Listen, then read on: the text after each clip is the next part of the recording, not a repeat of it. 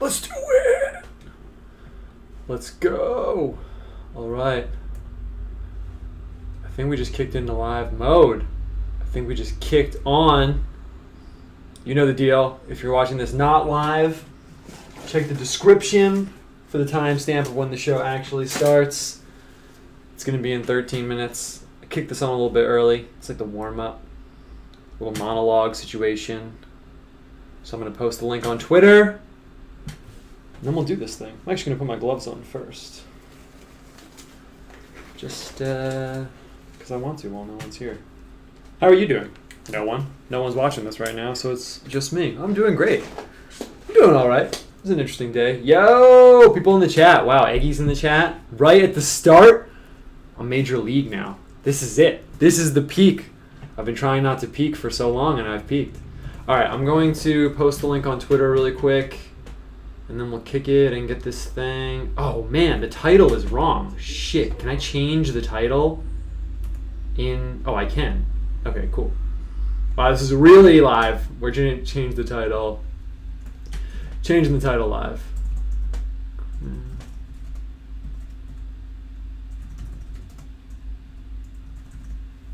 Okay, I'm going to give it just a chill title so we can just get it going. Boom.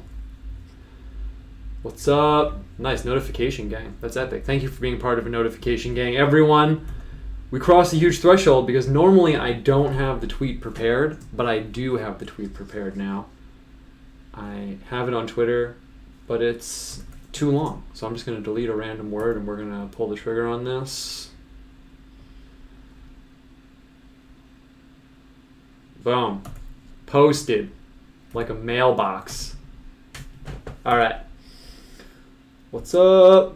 Yeah, no, we're not doing Shanghai edition again. We're not doing that again. That was one time. One time only. If you were there, it happened. All right, I'm configuring my OBS stuff. I'm going to organize my paints. And then we'll get going at 7. How are you guys doing? I'm doing pretty good. Hope you guys are doing well. It's been an interesting time over here. I'm going to organize my paints and shit while I'm talking to you guys right now. I'm also going to turn off the white balance. It's been interesting over here. It's been interesting for me because... Wait, configure video. Oh. Because normally I'm cracking out like really hard. Oh, I gotta turn the white balance off auto. I'm gonna narrate what I'm doing while I'm talking to you guys.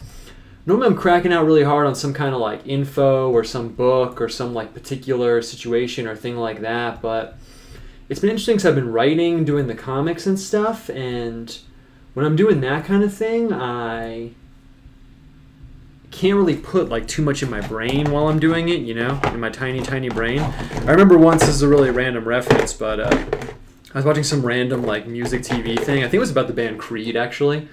Really, obviously the pinnacle of bandhood, the band Creed. And they were saying that when they go to record their music, they don't listen to any music. They just, because it would like infect what they were doing too much, so they just hang out like playing music and they don't listen to the radio or anything like that for like weeks at a time. And I kind of feel like that a little bit when I'm writing and doing more like informational stuff like the comics. Like if I'm making pictures of saints and things like that, obviously I can just go hard on like, you know, Christian lectures or theology debates or things like that. But lately when I've been writing, I have to kind of like tap out of all that stuff and just see what's like kicking around my own brain. So that's been kind of interesting. It's been a really interesting process, honestly. Windsor Newton, that's the good stuff. Nice. People are glad to be here. I'm glad everyone's here. Jordy River said, how was your week/birthday? It was dope, man. I've been riding out of the birthday vibe. I'm back here. I went away, obviously, for my birthday, and then I came back, so I feel like it happened far away. Like it's like isolated from my real life, but it's tight. I'm older now. I feel older. I feel like, you know, honestly, I don't know if people are younger here. People are probably older, too. We have probably a huge range. But everyone who's like, oh my god, like I'm getting older, like, oh, I'm so old, like, I'm really not on that page at all, man. I'm like amped about it. I'm like so ready to not be younger. Maybe it's because I'm just like over how things were going for me for a while, but I'm totally cool with like getting older or whatever. Let's see, color balance is looking good. I'm going to... Well, I'll just talk with you guys casually. Honestly, I like booting up the stream early because we can just kind of like shoot the shit casually. And I actually do have something that I'll show you guys. I wasn't going to pull it up on the stream, but now I am going to. I'm going to grab... Oh, it's right here. So, speaking of writing and stuff like that, one thing I was looking at, boom, it's upside down, is this Calvin and Hobbes book that I have here. I obviously roll with Calvin and Hobbes, not really in terms of style. This isn't really my drawing style. He's like more of like a classic like comics guy, but you know I'm down. And there's one comic in here. I may or may not find it right here while I'm just leafing through talking, but it doesn't really matter because I'm not going to read a comic live on the stream. But I was reading this the other night, and I stumbled upon one of these. I haven't looked at this probably in like 10 years, I bet. You know, it's not like something I think about all the time. But what I feel like I get from artists more so than like, you know, I think when people think of getting inspired by other artists, they think I'm going to like look at this and be like, oh, look how this tree is painted. Like, I should paint trees like that. You know, that happens sometimes. But more often than not, it's more of like a premise thing and like how they're approaching and how they're like doing things kind of like behind the scenes. And it doesn't matter if I find it in here right now. I'm probably not going to. But one of these comics, I found it, and I realized that it made such a huge impression on me back in the day because I had one of these editions where it was like the comic and then had writing below talking about, you know, what he was thinking about making it and like kind of like the behind-the-scenes thing for the art. And there's one of these comics where they find this dead bird.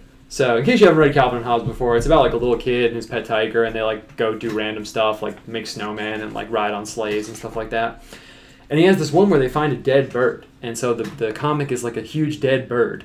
And then they're talking about it and they're like, wow, like this bird is dead. Like that sucks. And they're like, man, it's so crazy. Like, you know, 1 minute this thing's alive and then it dies and it's so beautiful and seems like so random. And they're kind of like talking about it. And they get to this point where they're like, yeah, I guess it's something that like, you know, they're kids. So like, I guess it's something adults have figured out and it'll make sense when we're older. And then they're like, yeah, I guess so. And then they just sit there like under this tree with this dead bird. And that's the whole comic.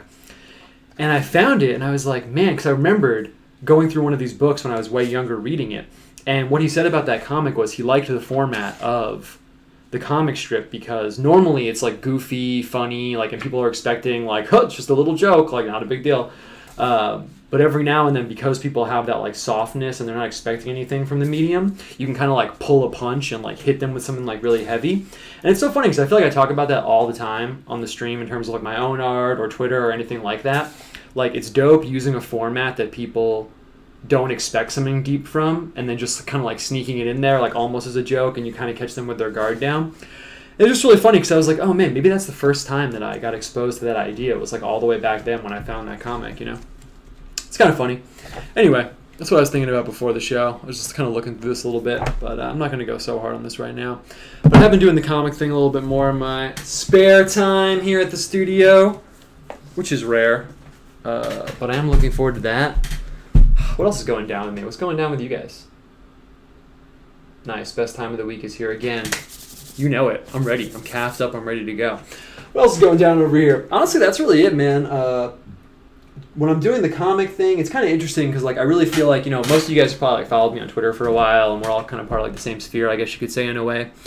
And I really feel like for me that's going to be one of the ways that not that I'm trying to like blow up, but I feel like it's such a big difference between like just making an image and then it's just an isolated image and people are like, yeah, it's pretty cool, awesome, versus making an image as a comic, because then normies share it and people just read more into it. So I'm kind of stoked. I'm kind of like drunk on that power in a weird way, like where I'm just sitting here and I'll make like a little observation and then I'm like, oh cool, like I should post that on Twitter. And then I'm like, you know, with a little more effort, like I could make this a comic and then it might like blow up. So that's really been it for me over here, man. I've just kind of been like drunk on that power a little bit, and I've kind of paused, not really paused, but I paused the still image thing a little bit. I have one or two theological image operations in progress that I've been posting on Patreon, but that's been the main thing. Oh, yo, I got this in the mail today too. Check this out. I made this vector image. I posted it on Twitter, maybe some of you guys saw, of the Virgin Mary. And then I sent it to this guy. He contacted me. He does these like wood carvings. And he wanted me to make this image so he could carve it in wood. So I guess you can see, but this is actually carved into this thick piece of wood. And it's like set in. And he sent me one because I was like, well, I made it, so I want one. He was like selling them in his shop. And it's pretty dope, man. It's pretty dope. I picked this up in the mail today. Actually, he messaged me today. I need to message him back in case he's watching this. But yeah, it was pretty tight. And actually, in terms of the image stuff, it's kind of interesting because, so I made this as a vector. I don't know if everyone knows what a vector is, but basically, like, you know, everyone probably knows what pixels are. Yeah, word. People said it looks awesome. Thanks, guys. Word up. Yeah, some people probably know what people probably know what pixels are if you've been on the internet at all. Like, pixel image is tiny, it's got a few pixels, it's little squares, obviously. But this is a vector, so it's actually totally different.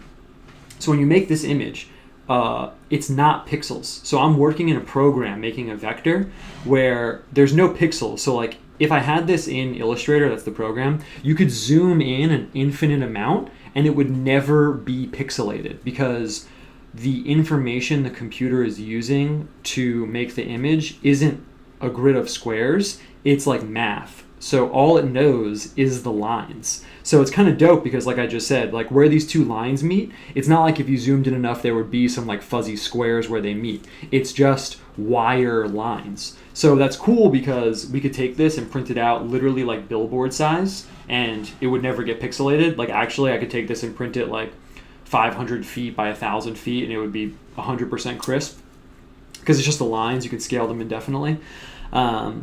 But the downside is that I'm used to like painting in Photoshop. So I boot up Photoshop and I can always make it do what I want it to do. But with the vector, it's like a lot harder. You really can't like fake anything. And like, what's a good example?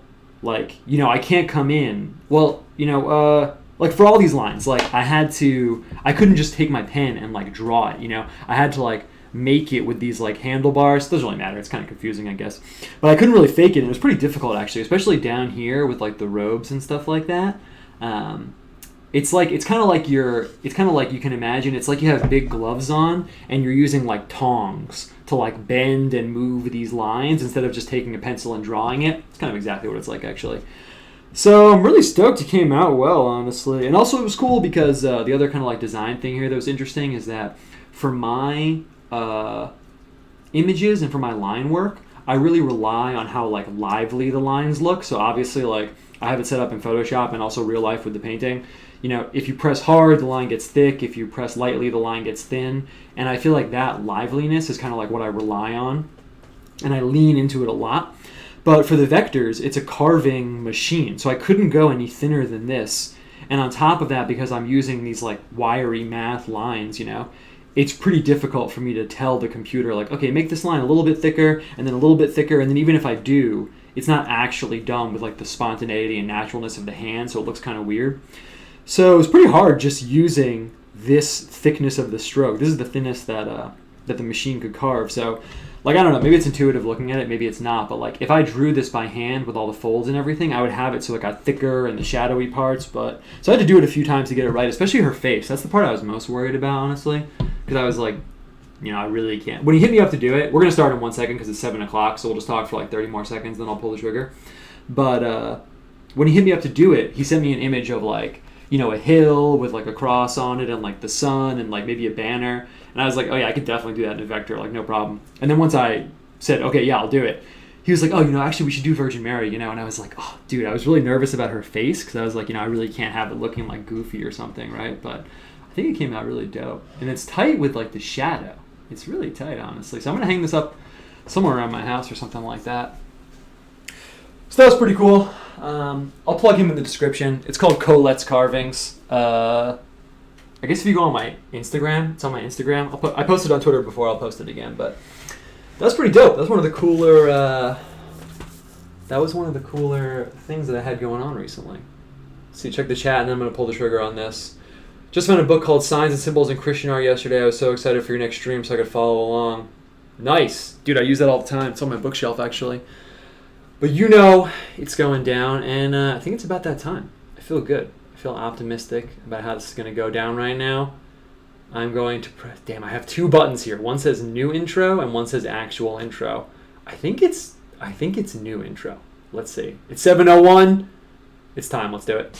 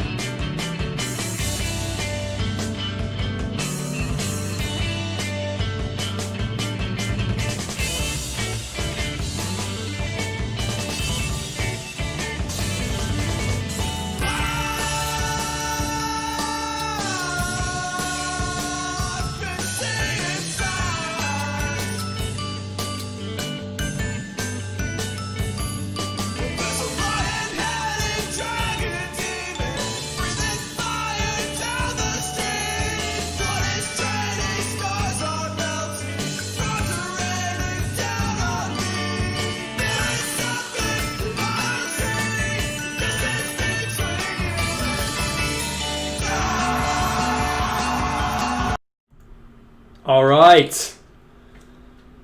Feels good to be in the hot seat. I'm going to move my mic just a little bit closer. Get that nice rumbly mic noise as I drag it lovingly across the desk. Even closer than that. We're good. All right. How's it going, guys? I'm doing good over here. And I'm excited to be here right now. I'm actually pretty amped. I feel like, it's interesting. Last week I did kind of a different thing where we unpacked like my grandpa's suitcase, and it's really interesting because I felt really I don't want to use the word naked. It sounds kind of inappropriate, but that feeling of like kind of going out on a limb a little bit. And it's funny because like normally when I've been doing the stream, I moved that book. I had it there for a reason. We got the Devil book. Oh, looks so good against the white page. It's just so aesthetic. Propping up the palette over here. And I felt it was funny because after I wrapped up the stream, I walk in the other room.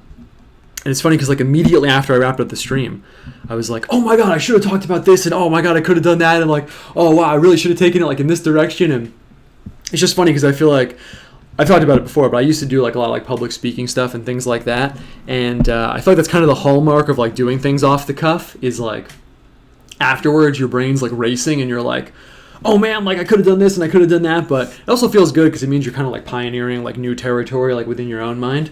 And since it's the last show of the month, we take that opportunity to mix it up. And that's what we're going to do right now. So normally for the last show of the month, I call it CROWDSOURCE Symbology Edition, where I take suggestions from the chat. We make the image based on that, and we are going to do that. We are going to do that for sure. But I also wanted to introduce something a little new in that spirit of what I just said, of keeping things random, of keeping things changing up. I'm also going to use a red marker to make the border this time. And same deal. Why not change it up aesthetically a little bit from the black border? So we are going to do that because I like doing it. It lets me kind of talk to you guys, which normally I don't do as much in the normal shows. But also what I was thinking is that I want to introduce a little extra chaos, a little extra randomness in it. So over here next to me, I have a random number generator on my phone. You can imagine it's on my phone, but you can also imagine it's like, I wanted to call it some form of digital haruspicy being when they used to cut open a lamb or another animal and take out its entrails and read the entrails in order to tell the future. So it's kind of like that, basically, but it's a random number generator on my phone. And what I was thinking would be tight is if I, I did not set the ruler properly, but it's okay, is if I set it to the number of pages in one of these symbolism books, and I could use it as a random symbol selector. And maybe we can get started that way. Maybe I'll deploy it at some point. But I thought that would be a cool way to mix it up. So in a minute, I'm going to be taking symbol suggestions from the chat. So if you need to think of anything, you can think of it right now. Otherwise, though, I'm just going to lay out this border and then we're going to get started. I was just talking about it a minute ago in the kind of like warm-up intro-y part, but yeah, it's been interesting because I've been trying to this is like what I'm always saying. I'm like always saying this all the time, like when I'm writing stuff on Patreon or talking to you guys, but like I just keep trying to escalate things and pushing things forward. And it's interesting because, I had a birthday recently, so I've been making images now for a really, really, really long time. And I feel like it's interesting seeing artists, what they do after they've been doing stuff for a long time, because on the one hand, there's only so many things you can do when you're working within a set medium. But on the other hand, what you could do is also like completely and totally infinite. You know what I mean? Like you could phrase it both ways. Oh, that red border looks tight on the screen. Like on the one hand, if you're painting stuff, you could say eventually you've like painted all the things you can think of, like an apple and a pear and a sheep and a field and a house, and you've done all the painting things. But on the other hand, it's also an infinite variety of like combinations and things you can do and stuff like that. So I definitely feel that kind of like tension in my own work and my own life. And in a way, it's also interesting because like on the one hand, sometimes I'm doing like the purely theological symbolism thing, and I'm like cherubs, stars, sun, moon, angels, saint stuff. What's the saint holding? It's like I'm combing through this like already established framework, which is tight, and that's honestly sometimes where I feel more at home. I kind of oscillate between that. And then also, I feel like the other half of my illustrative life and like my artistic life and kind of my life in general is taking that framework and bringing it over to everyday and normal life. And that's what I've been doing a lot recently. And it gets really interesting because all of a sudden I'm trying to like squeeze depth and meaning out from like everything around me. And it kind of is like puts you in like a little bit of like a schizophrenic mindset, maybe in a good way, maybe in a bad way. Like I'll be out walking my dog and I'll be looking at my mailbox and I'm like, what does the mailbox mean? What does it mean? Or we'll be walking through a field and I'll see like a brown paper bag like on the side of the road and I'm like looking for some like deeper significance to it. I'm like, what artistic fruit juice can I squeeze from this? Oh yes, the brown bag on the side of the highway. Yeah, that is actually really interesting. So it kind of puts you in this weird like schizo mindset. So that's where I've been hanging out for like the last week or two. And it's been pretty cool. There's not really a point, but I'm just kind of elaborating what my mindset is before we go in right now. I'm sure some of you guys are familiar with that, maybe not. But I feel like I am getting somewhere with it. I feel like I am pushing the boundaries a little bit in a positive way. I'm just drying my brushes and then we're going to get going. Also, the comics have kind of allowed me to do that a little bit more. I posted one yesterday. It's kind of the same thing, but then with like time and place and like character and stuff, where I made this comic yesterday and I posted it on Patreon. So I'll post it on Twitter eventually. But I woke up in the middle of the night. I guess I'll tell this story before I get started.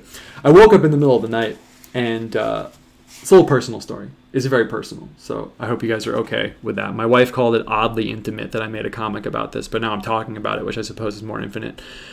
So I woke up in the middle of the night, and some of the guys, it's mostly guys here. I mean, I love that there's ladies here probably, but it's probably also like 99% guys. And I woke up in the middle of the night, and I was like super awake.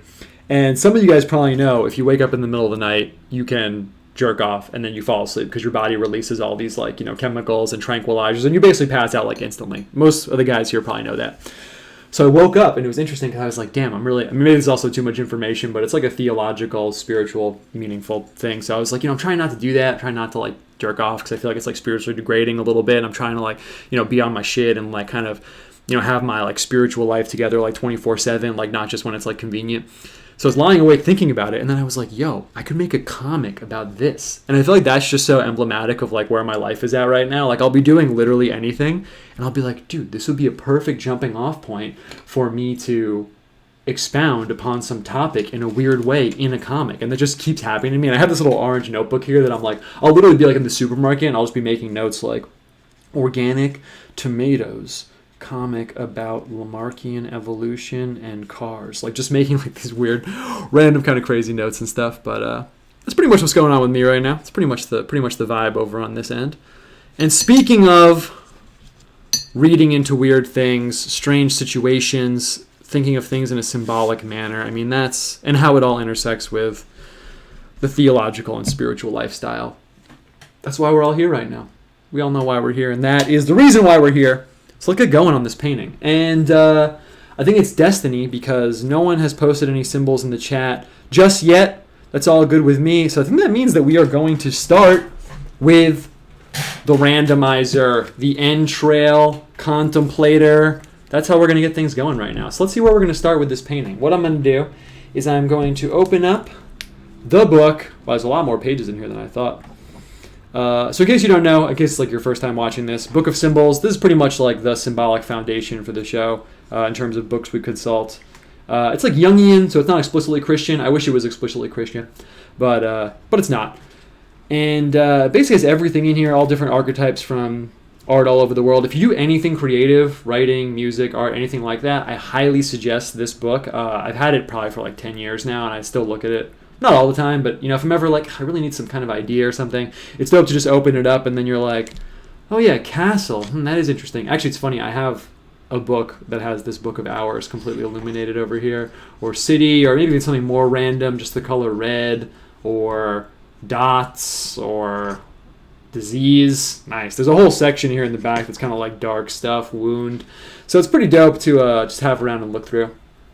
But what I'm going to do, the whole reason I opened it, is I'm going to take the number of pages, 791, and I'm going to put it, can I show my phone on the stream? I guess I can. 791. It's actually really funny because you can probably see, maybe you're remarking on it on your own, but my phone is this kind of weird like lilac and purple color.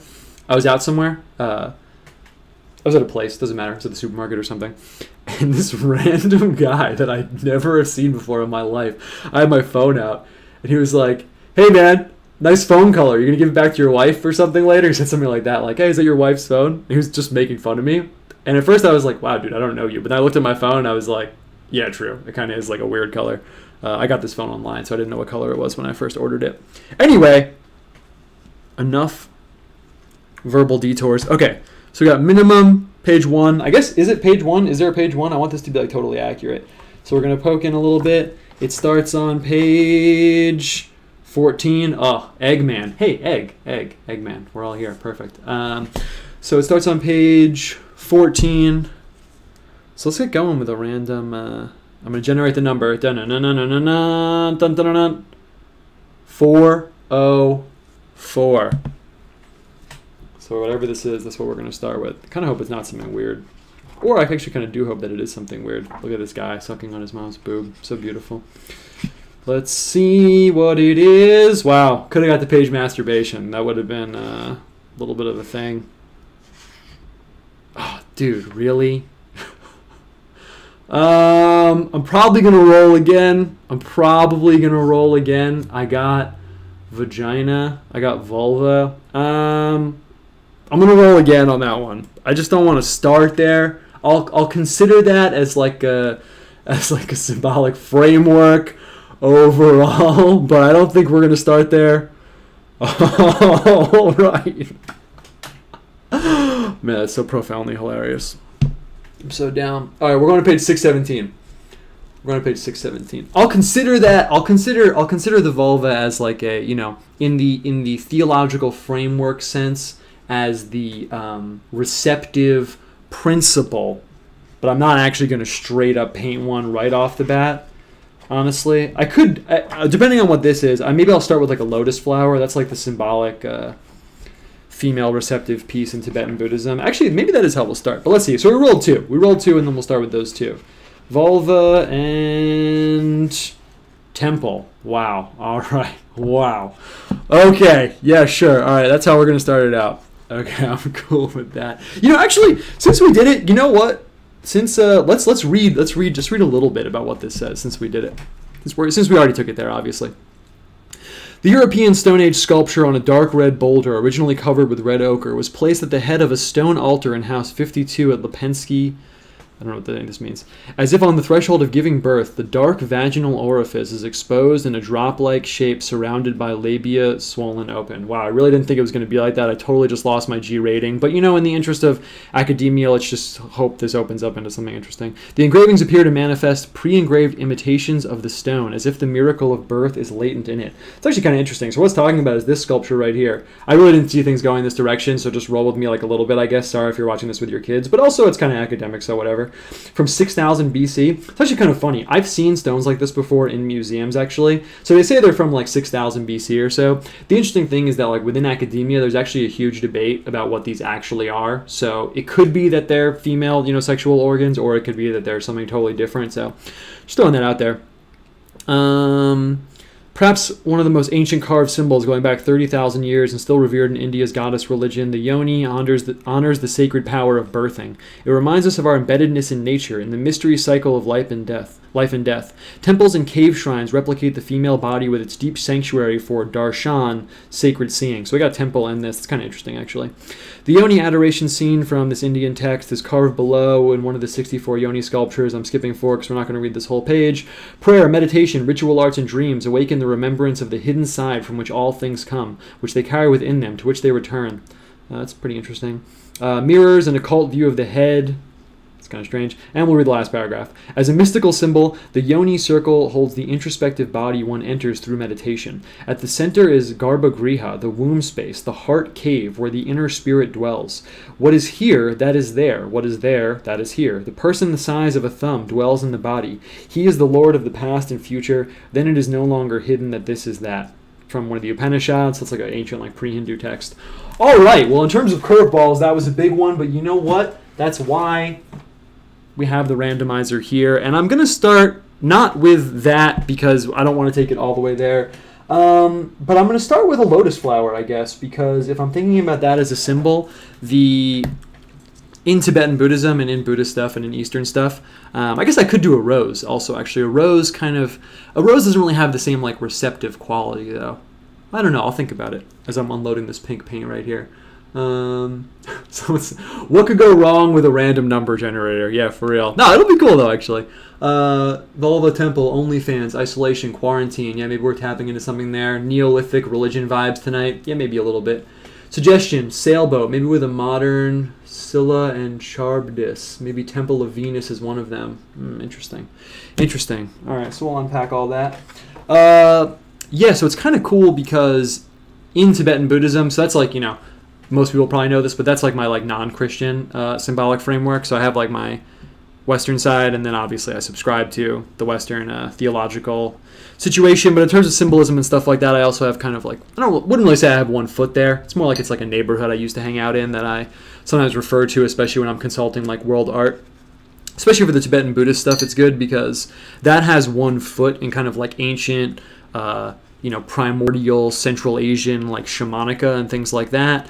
But then it also has one foot in Indian and Chinese symbolism. So it's kind of good because by having that little like base over in Tibetan Buddhism, you're able to access kind of like all these different thought systems and their symbologies all at once. So it's kind of convenient, especially if you're hosting a painting show for weirdos who are into theological symbolism and things like that, which I'm doing right now. And in there is the lotus and then this scepter. The scepter is called the Vajra, and that represents the male and female principle. And you kind of do, even within Christianity, I'm sure we could come up with some dichotomy like that, but you know, it's not like dirty or like perverted or anything. Like naturally the universe has, you can view it in terms of, I'll say it that way. You can view it in terms of its kind of like male and female aspects. So different systems have different items that represent those qualities. This is the brush that I'm looking for right here. It's kind of cool too because in Arthurian legends and stuff like that, that's a world I'm always trying to poke into more. There's the lance and then the Holy Grail. The Holy Grail being this chalice, and that chalice represents like the female receptive principle, and then the lance, it being like penetrating, frankly, represents the male symbol. And I'm going to start with the lotus. I'll kind of make it like an ambiguous like pink flower, but that's kind of dope for us to get started on because it gives us a shape that we have. I'm really just trying to get the black off this brush right now before we get going. It has the shape in the center that we'll be able to use, and then it also has its petals and stuff on the outside, so it'll actually be a pretty good starting point. Do a lotus. I feel like it's been a while since you've used one. Yeah, I used to use lotuses all the time. Man, this black paint just really won't come off. See, the Sumi ink. Remember, if you were here last week, the ink, it just like stays in the brush, and I just really want to make sure that there's no black on here because it'll desaturate the pink.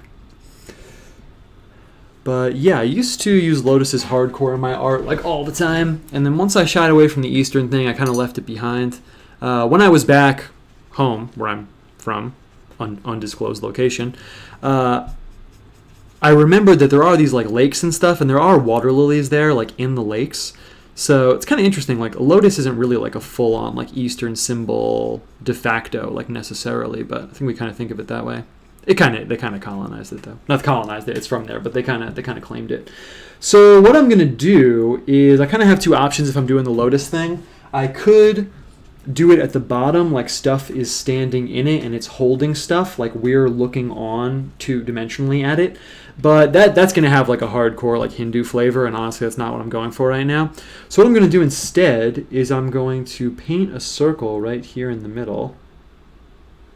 Pink is such a good color, honestly. Boom. Man, it looks great on the camera. Nice. So I'm going to paint this circle here. Yeah, wow, that looks good. And then we're going to be able to put an image inside it. We can use it kind of like as a window, or we could not do that. We can kind of do whatever we want. And for the lotus, I like to give it these kind of like fat petals where they taper out from the bottom and they come up at the top like this. That's kind of how I like to do it. So we are going to be starting with, frankly, kind of like an Eastern flavor, but that doesn't necessarily mean anything one way or the other. Different cultural flavors can be used to convey all different kinds of things. Someone tagged me recently, actually. It was pretty dope. someone tagged me in this picture, and it was like a sculpture of Jesus, but it was done in like hardcore North Indian sculpture style, and it was actually really awesome. So it's like a fine line for me. I don't really deploy like what I would call like my Buddhist style so much anymore, but of course there are things from that time that naturally hang around in my work and hang around with me. And let's see, I guess I'll fill in these. So now also, this is funny, whenever you do the lotus, you kind of end up either having to make the last petal a little bit wider than normal, or I got to fit 2 in here, but I think a little bit wider than normal is going to be the way to go. Cool. I'm going to quickly fill in the bottom petals, and then we'll kind of like fade it up quickly. Boom. Someone said, I tried to track down that Monkey Brain Cannibal book you mentioned last week, and the used price is almost $200 Canadian. Probably going to get it. Nice. I did see a copy or 2 online, like posted with the PDFs, but I think they're missing some chapters. But yeah, I was also thinking about that Eating Monkey Brains book. That's the other thing that will happen to me is like I'll get interested in some kind of topic like that. In case you weren't here last week, I was talking about this book this guy wrote about traveling to Southeast Asia and eating monkey brains, and how he kind of developed this whole theory about evolution and how evolution was spurred on by man eating monkey brains, basically. The book's called The Beginning Was the End. So I'll stumble upon something like that, and then I'm like, oh, this vibe has got to be deployed in a comic or something. And it'll just be floating around my brain until one day it like hits some little other topic in there, and it's like, boom, the comic is born. All right, so what I'm going to do for this Lotus, whenever we do this kind of show where I'm like talking to you guys, I kind of try and not rush things along, but just make sure things are moving along at a smooth time frame. I'm going to fade up the color a little bit into another color, and I'm going to use yellow. I'm going to use lemon yellow, actually. Boom. Cool. So yeah, is there anything else I should say about like the female kind of like receptive principle, I guess? It is kind of interesting that we landed on that, because obviously I would never choose that as a topic. I suppose that's the point of the randomizer. I mean, it's interesting also because, you know, obviously we're here working on like a Christian framework. I feel like that kind of like symbolic polarity isn't really used as much. On the one hand, I want to say that. But on the other hand, I feel like it's kind of just utilized in like a different way. I mean, you do have a whole class of like Marian symbolism that obviously I'm really into. But I wouldn't really say that like the individual pieces are polarized in like a male and female fashion. I guess they are by virtue of either being associated with Jesus and or Mary and things like that, but I don't know, it feels kind of different. I wouldn't really say it's the same. Okay, so I'm gonna just like fade this up, and we're gonna fade it up right into a yellow. That's kind of a big fade. It's kind of a big jump right there. Let's see if we can tone that down a little bit. Cool. But I wouldn't really say it's exactly the same. I couldn't really say why. Maybe it's like a hallmark of like mythology rather than, but then other religious systems have it. I don't really know. Maybe it's really just like a Jungian fallacy to say that all these systems kind of partake of the same like bifurcations. Like you can poke into every system and find the same like male and female polarizations and things like that. Maybe it's just not really like that. Maybe every system has its own take on what those things mean and how they manifest and stuff. I mean, if you poke into Islam, I don't really know how it works in there. If you have like divine feminine or, you know, what the manifestation of femininity is in there, if they even have it. So I can't really say. Okay, so I got this fade into yellow. I feel all right about that. We'll probably go back in and put some other patterns in here. Since I deployed the Lotus, and by the way, in a minute I am going to be looking for other suggestions from the chat. So we're not going to consult the randomizer too much. But we have Temple also floating around in there. So yeah, what I'll probably do is I'll probably come back and put in something on the petals of the Lotus here, and then we can come back in and put something behind them. It'll give us a good like way to pack in like a lot of design motifs, so we can kind of choose like the flavor we can use there. But for now, let's see where else we're going with this. So we got sailboat. I actually don't know what a Scylla or a Charybdis is. I guess I'm not that cool, but that sounds pretty cool. Sailboat, temple, that's kind of tight. I'm probably gonna drop that in right now. Do I use ruler and compass ever? Yeah, I used to use ruler and compass a lot. I did it on the show one time, but the problem is it's so much measuring and dealing with the measurements and stuff that it's not that exciting to watch. But I do want to do one show where I go hard on like the geometry and stuff like that. That's my intersection with math world, is just like making shapes with a ruler and compass, but sometimes I do. All right, so I'm going to go with sailboat and water and stuff like that. So I'm going to throw down the ocean. Ocean is also tight, obviously. Ocean is like female, receptive, principal, kind of by virtue of like how large it is, I suppose. And I'm going to... It might be too dark, but I'm just going to throw it down. Perfect. And I want to push like the texture that we've been getting too, so I'm kind of going to just try and... Oh, that's okay. I got some blue dots around. It's all good then. Kind of just going to try and push the watercolor texture a little bit down here. But I also think it's interesting because then within Christianity itself, you get like a really intense polarization on the whole Mary thing depending on who you're talking to, right? Like, I mean, obviously, I'm more sympathetic to the sort of apostolic succession branches of things, you could say, but it's interesting because here, I told this story a while ago, but I was talking to some evangelical guy and he was like, yeah, you know, all like the Mary worship and stuff, and that was kind of like a thing that he like really was, he saw that as like a big wall between him and, he was thinking of Catholicism, but I'm sure if he knew about Eastern Orthodoxy, he would say the same thing. But then on the flip side of the wall, it's like the opposite. I mean, I'm on that side of the wall where like I couldn't really be more down with, I mean, I just showed you guys the freaking wood carving of Virgin Mary, right? So that's kind of interesting too, because it's kind of like a polarization. If you were in like an evangelical Christian sphere, I don't really know what the divine feminine would be in there. They probably like don't have one. I'm kind of, actually I like the texture. It's kind of like paint really. We're just going to roll with it. The thing is, if we use the ocean like this, down here, we can put something in the ocean. It's something I like doing a lot. And I'm just going to throw down a boat. I'm just going to keep it moving. We're going to keep pushing it, keep it moving. And I'm just going to use raw umber. I'm just going to use the brown for the boat. Keep it classic. Perfect. Otherwise, let's see, other women in Christianity, since we're talking about female receptive principle stuff. You get Mary Magdalene. She's like kind of the other female in Christianity, I would say. Saints, you got like the redeemed harlot archetype. Like the main one of those for me is, what's her name? She's Egyptian. Her name starts with a C, I'm pretty sure. But there's an Egyptian woman who, like, you know, no disrespect, but she was like literally like a whore basically.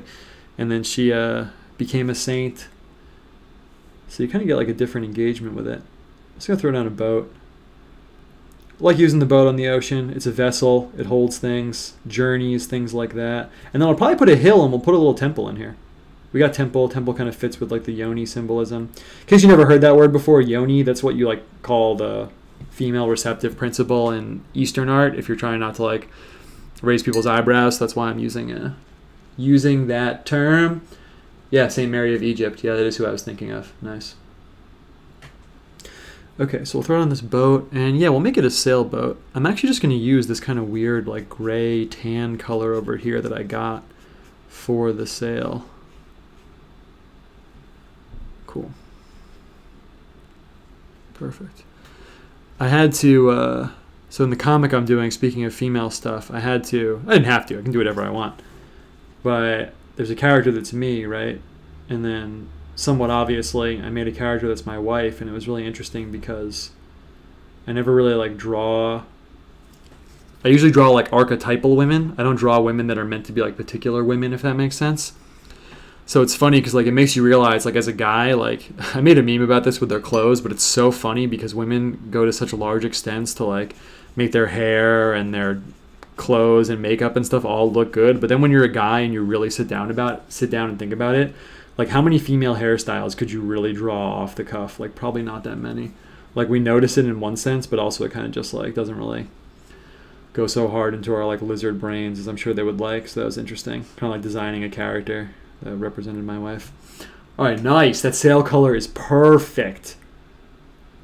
I kind of made it like a primitive sailboat. I've been pushing like the primitive thing where it kind of just like looks like the most simple manifestation of the thing. I could like, you know, try and expand out of that, but I kind of like it. It kind of makes it more like writing. You know what I mean? It kind of makes it more like speaking like the symbolic part of the brain. All right, and so Peter, I think it was, suggested Temple of Venus. We'll kind of put like a temple back here, and that kind of puts us in like an interesting space because I guess it is kind of like a little pagan-y. I don't really like using that word, but, because it can mean so many different things. But I guess the real vibe I'm looking for here is like antiquity. Maybe it's a little bit antiquity-esque. So I'm going to throw down this green hill. Boom. And I'll paint some kind of temple on top of this hill. I was going to say I'm scared to consult the randomizer again, but we pretty much got the most like provocative entry in the whole thing, so maybe it's just uphill from there. Perfect. Dope. And I guess maybe I will talk about the lotus a little bit. I usually don't talk about the Eastern symbolism stuff, but it's kind of perfect.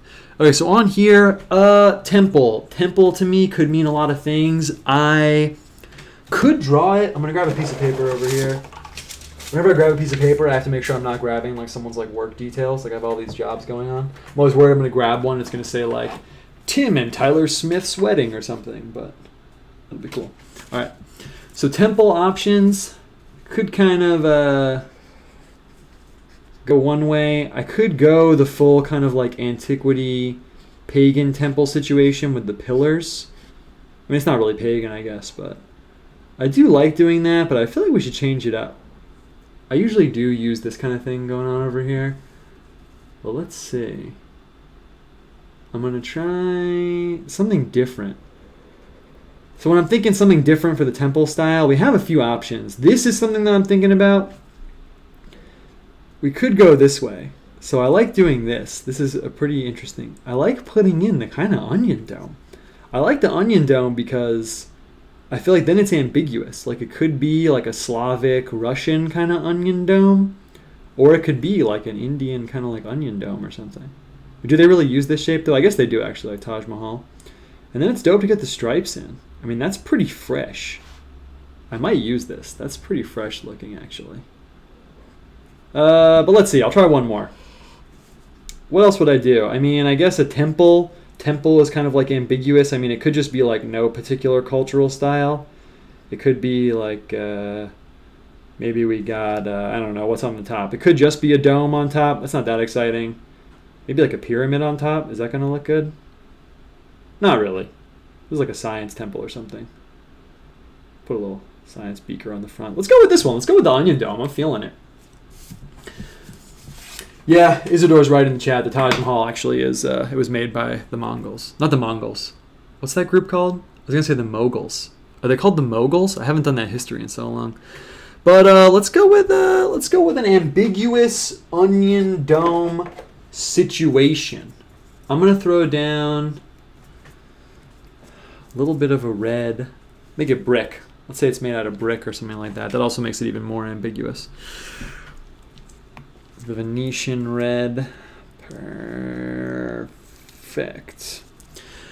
I guess one thing that I am kind of thinking about in the back of my brain right now is I was thinking about the female, divine female, feminine, receptive principle symbolism in Christianity. And I feel like one thing that I have kind of unlocked in terms of my understanding going further along into Christian symbolism on my own, it's kind of an interesting thing for me because, like, obviously I literally never in my wildest dreams want to ever, because I'm not, think of myself as, like, someone who has the authority to, like, decode or, like, pontificate on such things. But then on the other hand, I'm, like, a painter, so naturally, like, I do it here in the studio, you know what I mean? So it's kind of an interesting balance there. And I feel like one thing I have kind of poked hard into in terms of the Christian symbolism stuff is, wait, I just want to make sure I nail this line. So we're going to throw down... Perfect. This little red temple with a gold dome. It's going to be cool. Is that I feel like the inversion thing is so much deeper than it first seems in Christianity. Like you get this kind of like inversion in the beginning because, Jesus is like this, I don't want to speak out of my rank here, but he kind of manifests as this like, it doesn't manifest as like a rich king, let's say. It's kind of like an unexpected manifestation. You can kind of put it that way. He's born in like a manger, right? It's not like a royal birth or something, but he's like this, kingly figure in other ways, And you get that kind of like, and then he dies, right? Obviously, you guys probably heard about that. He dies, and then that's how like death is conquered. So it's another like weird inversion where like, by being like this person to whom things happen, he is able to make these other things happen. It's kind of like unexpected, I guess you could say, if I'm speaking in like the loosest possible terms. And I feel like that inversion of things goes so deep in terms of the symbolism also, because it's like that for everything. Like what's the manifestation of like the Holy Spirit is like this dove, right? It's not like a falcon. It's not like an eagle. It's not like a crazy like bird of prey or something, like even like an owl or something. It's like this humble little bird. And then for Jesus, he gets like the sheep. Same deal there. It's not like a predatory like jacked animal or something. So I feel like if I'm thinking about the male and female manifestation of symbolism and stuff like that in Christianity, that's kind of a factor then, because like what is like the sheep like a male symbol in Christianity? Like I guess kind of, but it's more the like that polarity itself, like that bifurcation of things is in and of itself inverted. All right. I'm going to throw down the gold. I want like a deep gold. That's actually the perfect color I was thinking of. This is raw sienna and cadmium yellow. Cadmium yellow is one of the warmer colors. And then raw sienna is this kind of like nice warm brown. So I'm going to throw down this dome right here. Boom. That oniony dome. I wonder what they called it. I'm sure they didn't call it an onion dome, which is also kind of funny to think about. They must have had some like pretty grand name for it, and then finally came time to write the art history books, and someone's like, "Hey, it looks kind of like an onion," which it also doesn't really, by the way. Yeah, nice. That looks sick. Yeah, Christ is represented by a lion as well. Lion is a lion of Judah. I was thinking of that also. Yeah, summer vibes. Yeah, actually, I'm really glad you said that. Tyler Prime said this has summer vibes. Yeah, true. I posted about this yesterday when I was writing some stuff, but yeah, for me, when August is over, that's the end of the summer, and then September starts the fall vibes. So maybe we're getting our last blast of summer energy in, which I'm down for. Although I do really like the transitory, transitioning nature of the seasons. So not complaining. For me, some of the most interesting artistic times is when the seasons are transitioning into one another. Okay, so I'm going to need more suggestions in a second. Or we could consult the randomizer again, honestly. I don't know. We'll see how it goes. But I'm going to throw down a little door on here.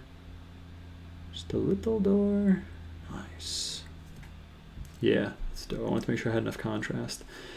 And then sometimes I put in kind of stained glass windows, but let's just kind of throw down some normal windows for now. If we want to make them stained glass, we can come back later and put some stained glass in. I suspect we will not. And then I have a lot of options here. I could put stripes on the dome. I'll probably put like a shine in. If you're thinking about symbols and stuff that we can put in, since this is CROWDSOURCE Symbology Edition, we could put something is going to have to go up here. Doesn't have to, but something can go up here and something can go down here. This is a really good like dichotomy setup where we have something in the sky and something underwater. It doesn't have to be like an underwater thing. Like your mind initially goes to like, oh, like a fish or something, but it could be anything. If it's something even that's not like a water thing, sometimes that's cool, like playing with that like tension there. But let's see. All right, I'm going to look, and then if I don't have a suggestion going on, we are going back to the randomizer. Someone said obelisk. That's interesting. Okay, yeah, let's do it. Let's go with obelisk. That's an interesting one. I'm going to do it. And if I go with an obelisk, that is interesting because what color I make the obelisk really is going to affect the flavor that I get from it. I'm feeling like I'll go a little ambiguous. I'm not going to make it white. That's a little bit too like straight up American. So I'm going to make it kind of sandy tan. We'll go that way.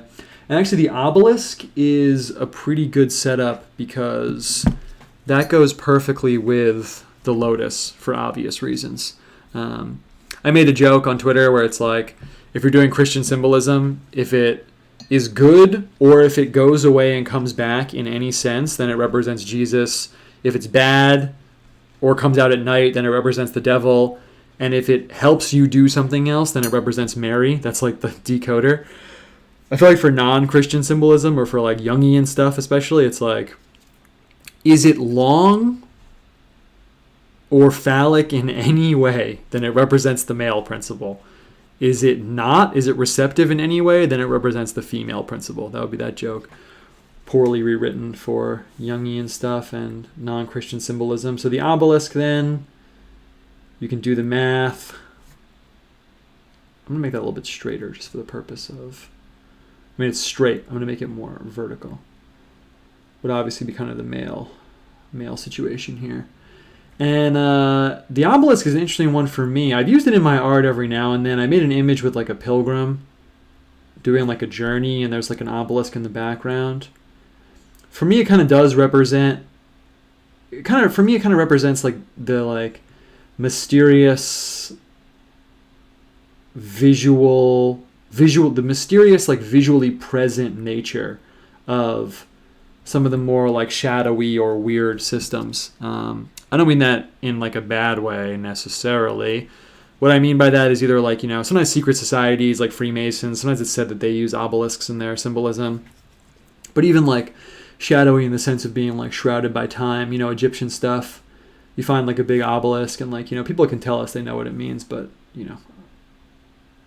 we don't really know if it's true or not because it's kind of lost to the shadows of time in some ways, in my opinion.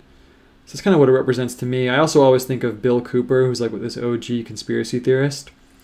And in his work where he describes what he calls Mystery Babylon, it's like his theory about the elite's like theoretical, like dark mystery religion. The obelisk plays like a big part. And that's like the reason why there's an obelisk in DC and all that stuff. And he says to the Freemasons, it represents what's called the missing phallus of Osiris. He has this whole like kind of cobbled together secret society plus Egyptian myth thing where he's got this Egyptian myth where like, well, it's not, he didn't make it up, but he plays a role in his system where maybe but there's this one version of the Egyptian story where like Osiris dies. He basically gets tricked by his brother Set into like getting buried in this coffin, kind of, and like just garble the story a little bit. And then he gets cut up into all these pieces, and Isis, his wife, has to go find all the pieces of Osiris. And in this one version of the story, she can find all the pieces except his phallus. She can't find his phallus, basically. So she makes a golden version of it and puts that on him and puts him back together so she can like have sex with him and conceive their son, Horus, the eagle, kind of hawk-headed deity. And he says that plays a role in like Freemasonic and like elite secret society stuff like that. So that's kind of what I think of when I see the obelisk. It's just short little quick, very simple explanation. It's pretty dope though. We also have some room, then we could put something up here behind it. Then we got the left and the right up here. I could put something on it. I could put kind of Egyptian symbols on it, but I'm not going to do that. It's a little bit too specific. You want to keep it a little general. Keep it a little classy. Let the reader kind of read in some stuff. Okay, fire in the water and water in the sky. That's kind of dope actually. Yeah, let's do it. I'm going to put the fire in the water. That sounds pretty solid. Let's just do it. I mean, that sounds dope. I'm going to grab some red paint. If you watch the show, you know I'm about to deploy cadmium scarlet. It's about that time. The warmest color in the whole palette. Yeah, we'll drop the fire in there. Sometimes it is nice when you're making an image to get like a... I don't want to say obvious. I don't want to say it's obvious. It is a little obvious. To get a little... Did I use the right color? This looks really dark. I guess it's fine. Obvious isn't really the word I want to use, but I'm going to use it anyway. To get like a simple... I'll say simple isn't a bad thing. To get like a simple juxtaposition of opposites going on, just to get like the viewer, the person who's looking at the image, thinking a little bit. So fire and water is a really good one, because I use the word simple not in like a derogatory way, but everyone can kind of get that, Even like a little kid could look at something and be like, oh, there's like fire plus water here. That's like not something that actually would happen. So that must like mean something, or it must represent something. Or even if they can't like think about it that way, it's obvious that it's getting at something rather than being just a literal representation. So that's pretty tight. Fire and water mixing together is like a big thing in alchemy. Some of you guys probably know about that. Fire, water, actually, in and of itself is a big thing in alchemy. So we got the fire down here. I don't know if I'm going to put the water in the sky, though. Let's see what other people have got going on. Yeah, that's fresh. Oh, dude, I smudged the temple. Oh! It's okay. It's not a big deal. I'll come back and fix that. I'll fix it right now, actually, really quick. Smudging the temple. Man, if we were in some like pre-literate society, I'd probably be put to death right now for that. Catching the stone to the dome, know what I'm saying? All right, I'm gonna grab some of this red. I'll let this dry, but for now, I'll fix it up a little bit, and then we'll come back and really fix it up. Looks like the temple's like throwing up, which actually would be an awesome picture to draw. A little onion dome temple throwing up. That's not where we're at right now. Okay, cool. I'll come back and fix that up for real in a second. Okay, let's see what else is going on right now. What else are people saying? Fire in the water, water in the sky. Other people that are suggesting things, you have to tag me, otherwise I'm not going to see it. So I'm reading a little bit from my non-tagged post right now, but otherwise after this I'm not going to see it. Big Dipper in the sky. Big Dipper is actually really tight. I'm going to think about that. That's really dope. Upside down cross. That's dope too. Upside down cross actually would be dope at the bottom, like a Petrine cross coming down. That's pretty dope. Let's take a little grab bag right now and see where we're at. I'm really behind in the chat, so I'm going to catch up right now. Keep going. Jonah and the whale. All right, now I'm back caught up. Don't want water in the sky. What about a cow? Something just floating about in the sky. Killing it with my ideas tonight. Okay. I'm really intrigued by the Big Dipper thing. I can't really say why, but that does sound pretty dope. The only issue, just so you guys can get a window into what I'm thinking with you guys as we're making this, the only issue is if you're doing star stuff, I kind of need it to be lights on a dark background. So that kind of gives me a few options here where I could come in and put in the dark blue behind stuff and kind of get in all these pockets, but I really don't want to do that because then unless I'm going hard on like making sure it's all perfect, it's not going to look good, honestly. I could make it like kind of yin-yang, like then half of this is night sky and half of it's not, and then we get the Big Dipper, but that's not going to look good either, honestly, because I don't want to be stuck in the same situation for behind the sailboat. So maybe I'll pocket the Big Dipper thing. I could also just put a little sphere. Actually, that would be dope. That's what I'm going to do. I'm going to put a little sphere up here, a little circle, and make that circle night. So it's like a little ball of night, like hanging in the sky. I like to sometimes isolate like the light and dark elements and stuff like that. So that's what we're going to do. I'm going to throw a little ball of night up there. I'll throw the stars in there. And then maybe then we will hit the randomizer again. Someone suggested it.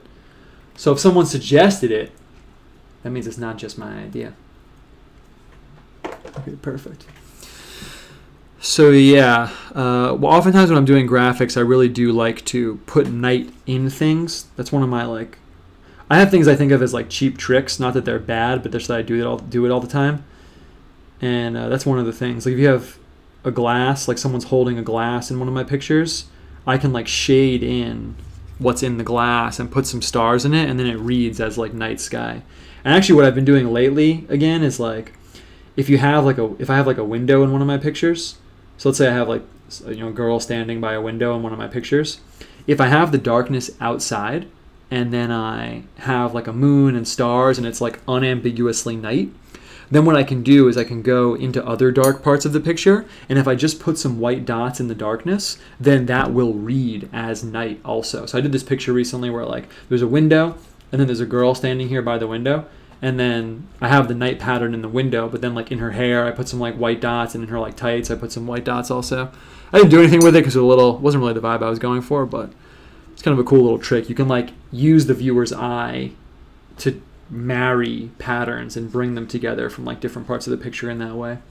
I feel pretty good about how this looks. It's a little dark though, actually, so it's a little too high contrast. I don't know what I'm going to do about that. Maybe I can kind of bring it out a little bit. Let's see. It's a little high contrast.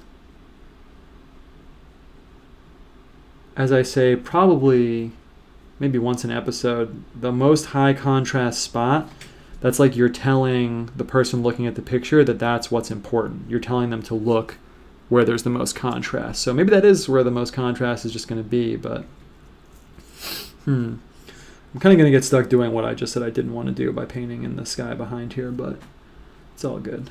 And then if I'm going to do that, I want to get the real bleeding effect. So I'm going to come here with a lot of water, because if I'm going to get the watercolor effect, I want to get what I pay for here, and I want to get that real watercolor effect going on.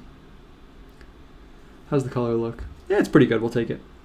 What you're seeing in terms of like the luminosity here, by the way, is something else that's cool to play with in watercolor because, for example, this hill over here, you're seeing right now the light from the camera, not from the camera, but the light from the lamps is hitting the paint and bouncing back up into the camera, but it's actually not what's happening for the sky that I'm painting in. What you're actually seeing is the light from the lamps is going through the layer of paint and then hitting the white page underneath and then bouncing back through the translucent paint and then coming into the camera, which is functioning like as your eye right now. So it's kind of nice because you get like this kind of like hyper, just has a different look to it, you know. It seems kind of like more luminous almost. It almost seems like there's light coming up from underneath the paint. And that's because there actually is, because like I just explained, the light is bouncing off the white page back through the paint into your eye. So if you're going really hard with watercolor, you can kind of utilize that effect sometimes and play with the differences in texture. But that's pretty dope. I'm going to take that actually. That looks good. Okay, and what was the next suggestion? Oh, randomizer time.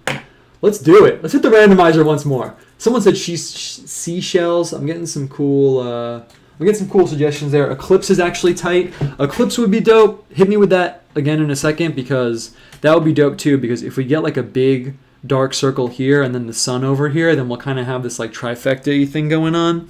But since we deployed it twice, we might as well make it at least 3 times. I'm bringing back out the randomizer right now. It's about that time.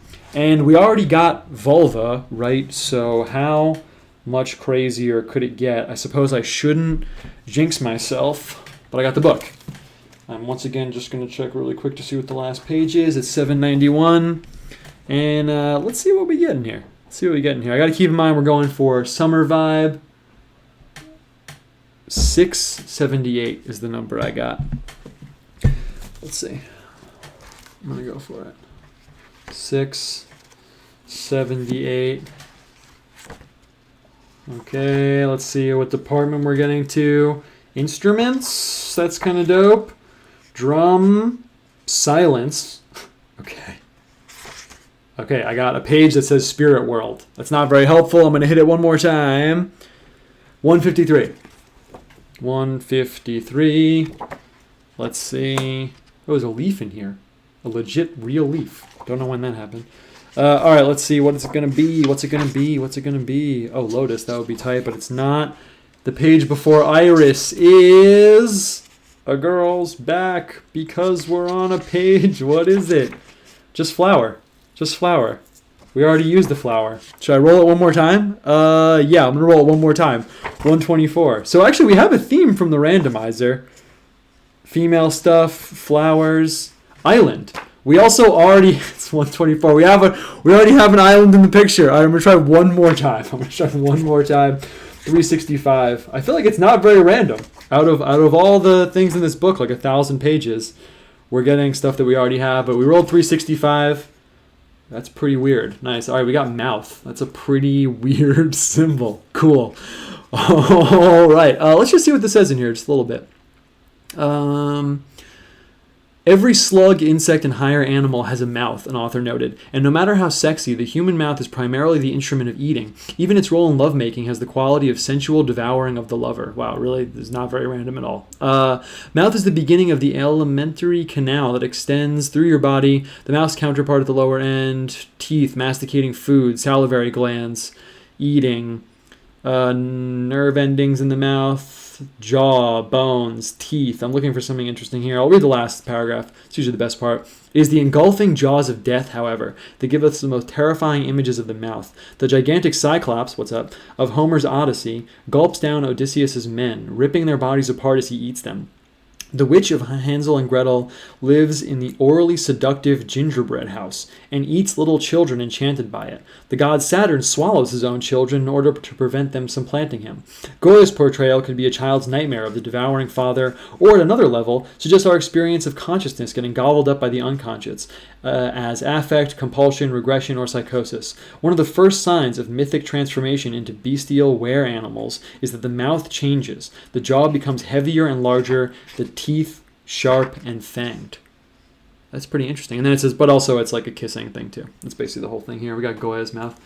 That's pretty interesting. All right, cool. Let's roll with that. I really am not getting what I expected from the randomizer, but I suppose that is literally the entire point of deploying a randomizer.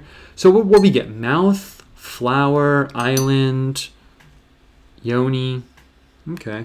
Maybe I'll hold mouth in my back pocket. I mean, part of me feels like I could put a mouth right here. That's something I like doing in my pictures sometimes. If you take like a facial element and then you drop it in the picture in a way, it kind of suggests a face without actually doing it. So I could put the mouth down here, and then whatever's going on up here will be suggested to be like a face, kind of, but I'm not sure I want to pull that trigger yet. So I'm just going to keep that in my back pocket. We'll keep that in my back pocket for right now. Peter said, what could be cool another time is to have a randomizer episode, but pick like 10, 15 symbols up front. Yeah, that's true, actually. Yeah, that's true. That's what we'll do next time. I was thinking about that, like writing stuff in a hat and then picking it out of a hat. So, yeah, we'll do something like that next time. Maybe I'll take suggestions on Twitter or something like that. The sexual innuendos are through the roof. Yeah, literally. Literally. It's really funny, actually. Nice. I got a super chat. Thank you, Spiced. I'm humbled by your super chat. Ever played any of the Elder Scrolls games? No, I haven't, actually. I've only played a few games, and I haven't played those. But if you want to tell me something about them, I'm all ears. Okay, so I'm going to throw down the Big Dipper in our night space right here. People feed me more suggestions, and then we'll see what we want to do. We got mouth, flowers, island. Got kind of a theme going on. I guess it kind of fits summer in a weird way. I mean, honestly, since we took it this far talking about this kind of thing, I mean, summer does have kind of like a sexual quality to it in like a weird way. I'm just going to throw down the Big Dipper stars. I'm not going to look them up. I'm just going to kind of go for it. But there is something about summer that has that like heat and passion and nice. That looks pretty good, actually. I actually like that a lot. Cool. It has that kind of like interesting, weird energy to it. And then fittingly right after is fall, which is the season of death. Okay. People suggest other stuff. Otherwise, I'm gonna have to go off the cuff. I'm gonna have to go. I don't want to hit the randomizer again because I just got mouth. So I guess I have to use mouth. So actually, I'm just gonna do it. I'm gonna paint in some like lips and like a mouth down here. I'm just gonna do it right now, and we'll see where it takes us. I have kind of an option here because I could throw. I'm just gonna kind of go with my instinct here. I'm gonna take the temple color that we use, this Phoenician red. And I'm going to paint in like lips. I don't really want to put like an open mouth. I guess I could. I don't really know. I'm really kind of conflicted. What I'm going to do is this. I'm going to throw down. And it also depends on how high I put it. Because the thing is, if I put it low enough, then if I get the eyes in, we can kind of have like this face kind of emerging from the bottom. Let's see how it goes. This is the point where I cross over into how is this going to go? Not sure, but we'll see. So I'm going to kind of use this mouth shape. Perfect. That has this little divot in the middle. It's not actually really how mouths are. I kind of got that from like Tibetan painting, but I think when you put in the lip shape, it kind of reads more like a mouth, if that makes sense. I don't want to use straight pink lips. That seems a little bit much, right? So I'm going to grab this cadmium red over here. I think this will be a good color, but I really don't want it to be too saturated. I don't want it to seem like someone like wearing a lipstick or something like that.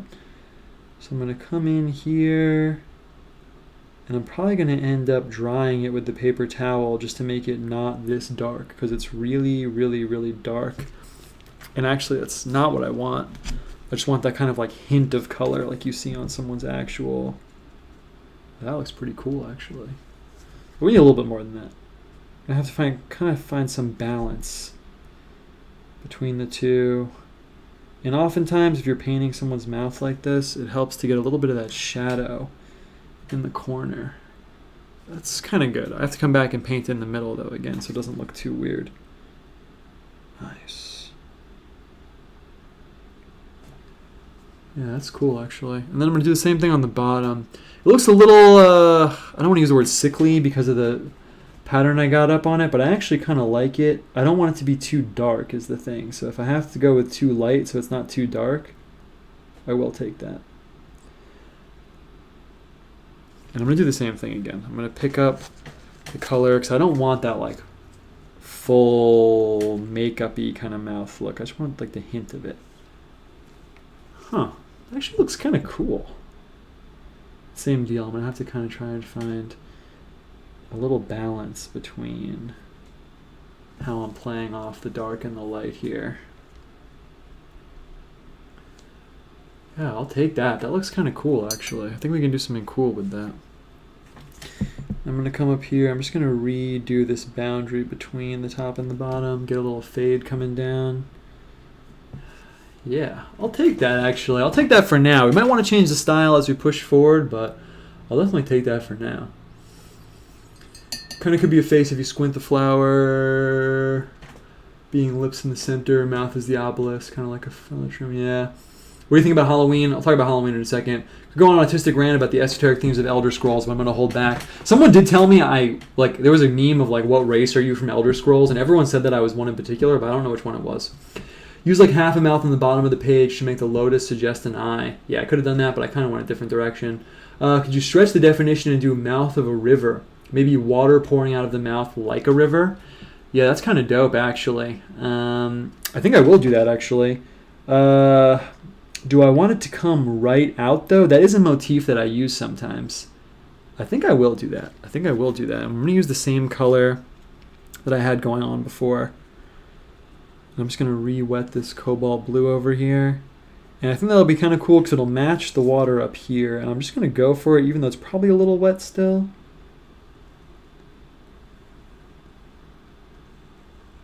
Cool. Perfect. And I want to kind of get the same thing, and then we'll see how watery we can get it to actually look.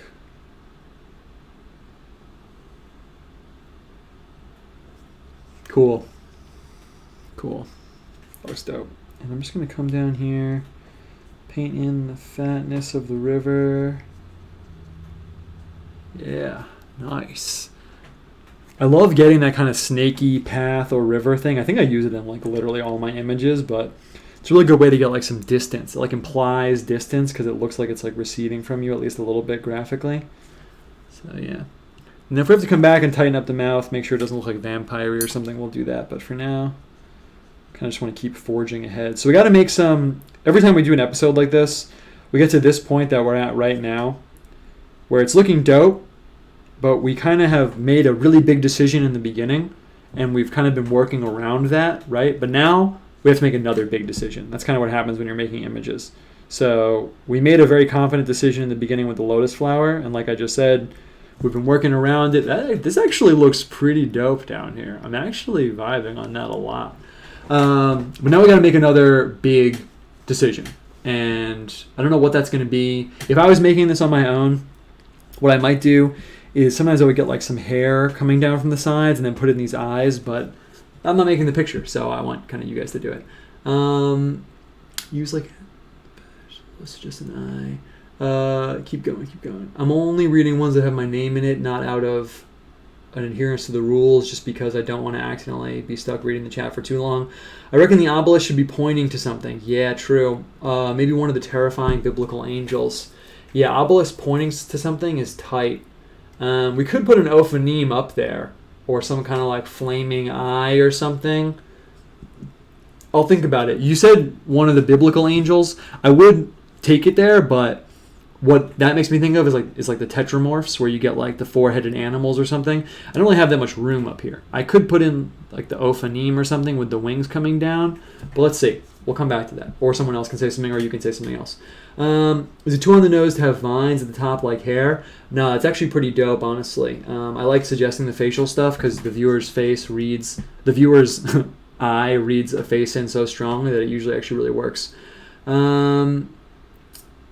Okay, let's just do that. Let's just do it. I'm going to keep like making powerful calls. Vines coming down his hair. So I'm going to kind of leave it like a little bit ambiguous. What I'm going to do is, just matters a lot where I have it intersecting. I'm going to take it right here and we'll come down and around. Yeah, that'll be dope. We'll come down and around. And then that's cool because then we could have something at the end of the vines, or we could not. I have a feeling that where this is going to go is, which is actually kind of cool because we're using this bigger format of the paper, is normally as you've probably noticed from seeing my art or watching the show or whatever, I kind of cram as much stuff into it as possible because I like hitting this vibe where every square inch of the picture is kind of the same level of important, and every square inch of the picture has the same level of detail put into it. But it's also kind of cool to do what I suspect we're going to do in this one, where there's a lot of open space. And then it kind of is more like written. It's kind of more like things are in their place for a reason, and you're reading more into like the spatial relationships of things. So I suspect that's where we're going, but we'll see. And like I was just saying, it's kind of a big call if I jump out from this petal here and come down, or if I jump out from this petal here and come down. I'm just going to do it from here. I want to make sure it's like married together with the other stuff. I don't want it to seem like, I feel like if I do it like, you know, out from over here, then it's like a separate element from the mouth and river. But if I do it down here, then they're just close enough that like maybe they're related, maybe they're not. So I'm going to jump out from here, and I'm going to come down like this. I don't want it to hit the bottom of the page perfectly. I want it to go just out from underneath the bottom of the page. Perfect. And I'm just going to kind of fade that out with the vine. Might get some transparency, might not. Yeah, that's perfect actually. Cool.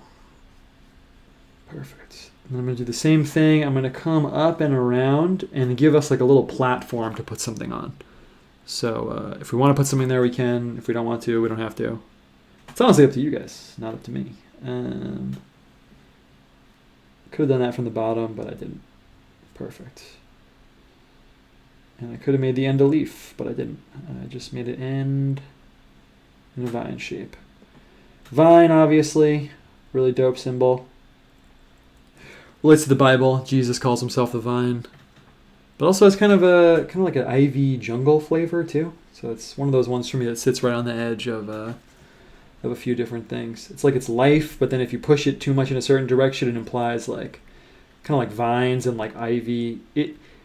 When you're going hard on symbolism, things start to like relate to each other, I guess you could say. And vine and ivy kind of like relate to each other for me.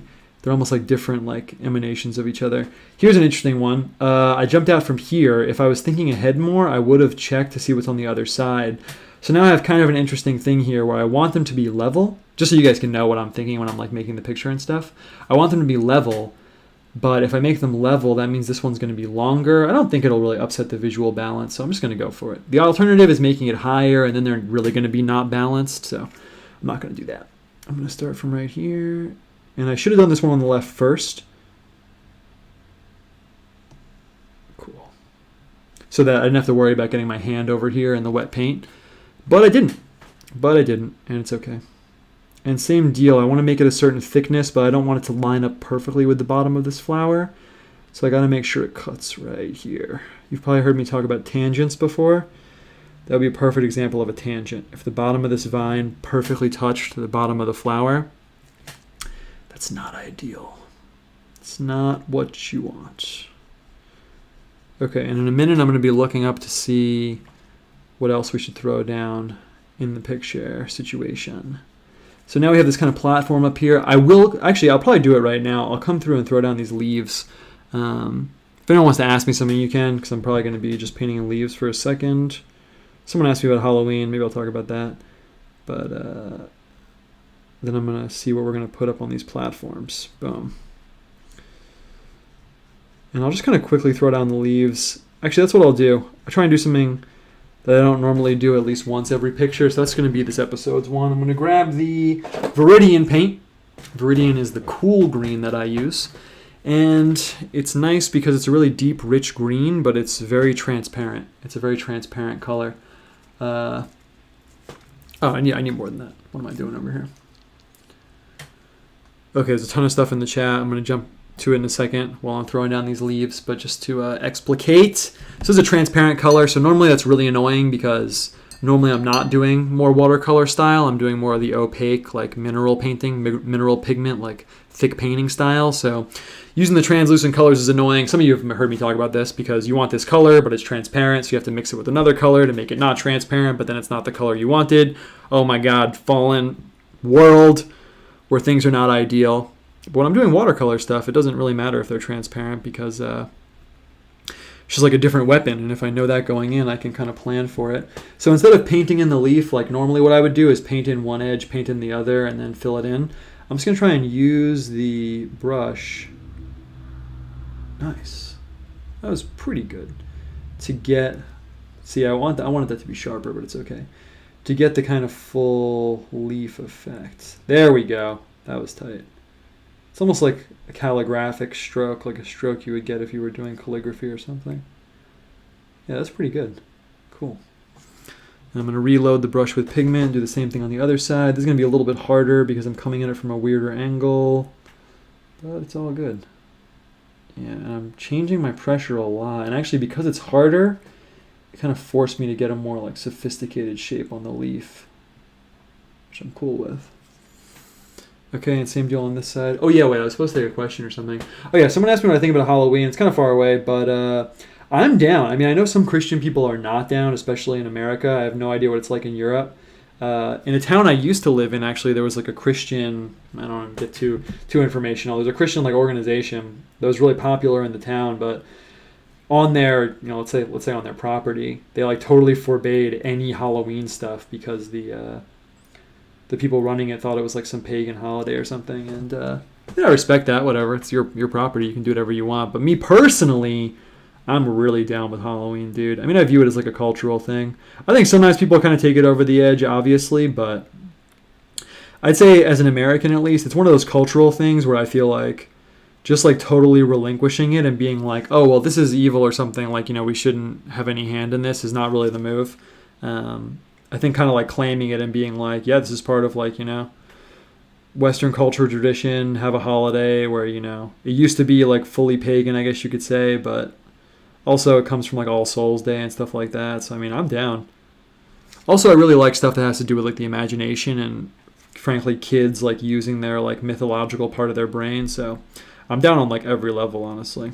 I'm really down. There's an interesting like weirdo ethnographic thing where like there are some people who are like very Hollywood and like horror movied out, where Halloween is kind of like their Christmas and they like really enjoy that. It's a little bit Reddit, but also I'm down. All right, man, that looks good. That vine situation looks tight. I'm really glad I did the leaves that way instead of another way. Okay, let's see. I'm going to back up a little bit. If I don't read what you said in the chat, you can just say it again. There's not going to be a situation where I'm like, oh my god, this person said the same thing twice, because you can imagine on my end, it's difficult to keep up. Okay, so we left off at the vine thing. What's the deal with the Black Madonna? That's pretty tight. We can go into that if you want. I don't know too much about it, but it's pretty cool, obviously. Fire or pipe or steam engine or smoke with steam coming out like the river is going down. Yeah. Yeah, like some kind of... Oh, shit. I touched the painting. Yeah, it's fine. Can I wipe it up, though? No, I'll have to fix that, too. Yeah, some kind of smoke mirroring the river. That's tight. We're just going to do that right off the bat. I'm going to make some kind of smoke coming out of the obelisk mirroring the river. That sounds sick, actually. Really good idea. Really good idea right there. Smoke in the river. Smoke on the water, kind of. Perfect. Great. And then other things we're thinking of. Oh, we're doing really good on time. It's only 8:15. Nice. Sometimes the time goes really fast. Sometimes it goes normal. So other thing we're going to have to be thinking of is something on the left, something on the right in terms of the vines. Those two things probably should be paired up. I mean, they will be visually paired up, but what we want them to be could be some kind of like dichotomy there. Someone said cow before. I really can't stop thinking about that. One of the theological images that I don't want to drop what the project is yet because I'm actually kind of proud of what it is. I posted it on Patreon, but soon you guys will see. But one of it revolves around a cow and like the visual metaphor of a cow. So something I was thinking about too. Okay, I'm going to drop... I'm going to move my coffee cup so you can see what I'm doing. I'm going to drop this gray in to get some smoke going on. And I want to water it down because if you watch the show, you know when I paint smoke with the watercolor situation, I like to use that watercolor vibe. And I'm kind of going to have the smoke coming right off of the obelisk. And I want to make sure it comes down enough. Perfect.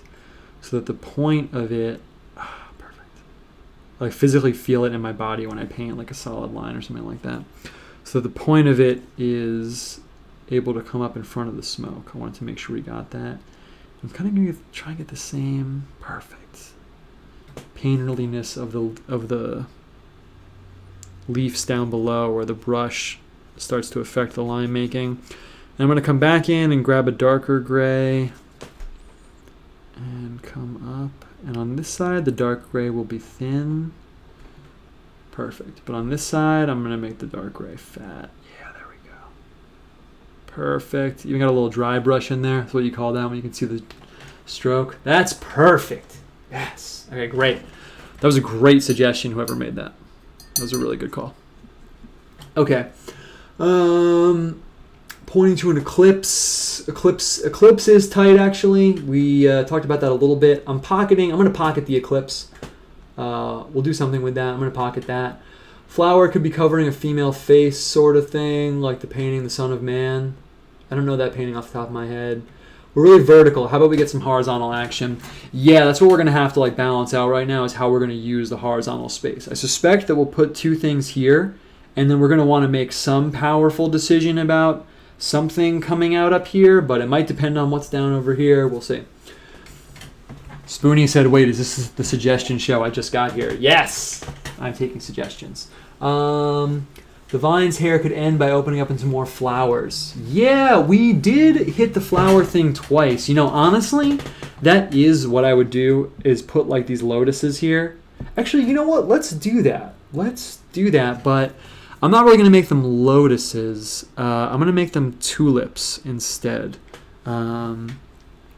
That's kind of what I've been using instead of lotuses sometimes. With the tulip, you get the same kind of open-y shape that you can put stuff in, but it's not exactly as, like, frankly, Hindu style as the lotuses. So that's what I'm going to do right now. I'm going to take your suggestion and throw down some tulips. And what I'm going to do is I'm going to fade the cadmium yellow into cadmium orange. I do actually like using tulips in my art. Oh, man, I got to open this shit. Okay, you know what, actually? Oh, I always try. Oh, perfect. I'm going to use this other color, Orange Lake Deep. It's kind of just like cadmium yellow. Sorry, cadmium orange. But it's very transparent. If you see this name Lake, actually in the color title, it's called Orange Lake Deep. I think that comes from like a Dutch word or something where the word lake means transparent. I'm not totally sure on that etymology. It might be a fake etymology, but the lake colors are more transparent. So I'll throw down these tulips at the end of the vines right here. If I knew I was going to do that, I could have had the vines pointing up, but it's fine. It doesn't matter. And I'm going to throw down like the main kind of bulb like that. And I want to get that kind of like cut in there. It's really what makes it look like a tulip. And sometimes I use the tulip in a certain way. When I'm making images like this, it's kind of inevitable that my own kind of obsessive reading into symbolism and stuff will bleed into it. So it's not like every time I paint something I expect other people to like get all the weird symbolism that I'm putting in. But something I think about when I use the tulip is that they're so like genetic. I'm sure some of you guys know about like tulip breeding and like how people in like the Netherlands and Northern Europe like cracked out on like breeding tulips and how you can like breed them to have like certain colors. So to me, it kind of has like a genealogy feel. It has like a connotation of like passing on genes and stuff like that. So again, not that I would expect anyone to like put it together, but I do use it sometimes in images of Mary because it's kind of like, you know, the lineage prophecy of Jesus that like passed down like, you know, X, begot X, passed down like the line of David all the way to Jesus. So sometimes when I make images of Virgin Mary, I'll throw in like a tulip or something for that reason, because I'm like, oh, this is like carrying this like genetic line like in this very particular way. And I thought that was kind of clever, honestly. Me looking at my own symbolism. Wow, that's really clever. This is brilliant. And I'm going to throw down these petals over here. And you can kind of see what I meant before. It's like you get the open fading flower effect that you get from the lotus normally in Eastern painting, but it doesn't have the same exact flavor. Cool. Perfect. And I could put one more. I think I'm going to put one more. One more little open. Perfect. Fade on the outside. So I'm going to grab this. I don't want it to be too much of a difference, but I also want it to be different enough. Oh, I got to make sure you can see the colors I'm mixing. My bad. All right. And then I guess we can have something coming out of here. I didn't give us a crazy amount of room, but it's all good. Man, I love how the flower fade looks on that. Ugh, looks so good. And yeah, we did get flowers in the randomizer. I mean, flowers are just like a generic, like positive symbol, obviously. I never really think of flower on its own. I always think of like the individual flowers, like orchid, rose, things like that, but I suppose flower is in and of itself a symbol also.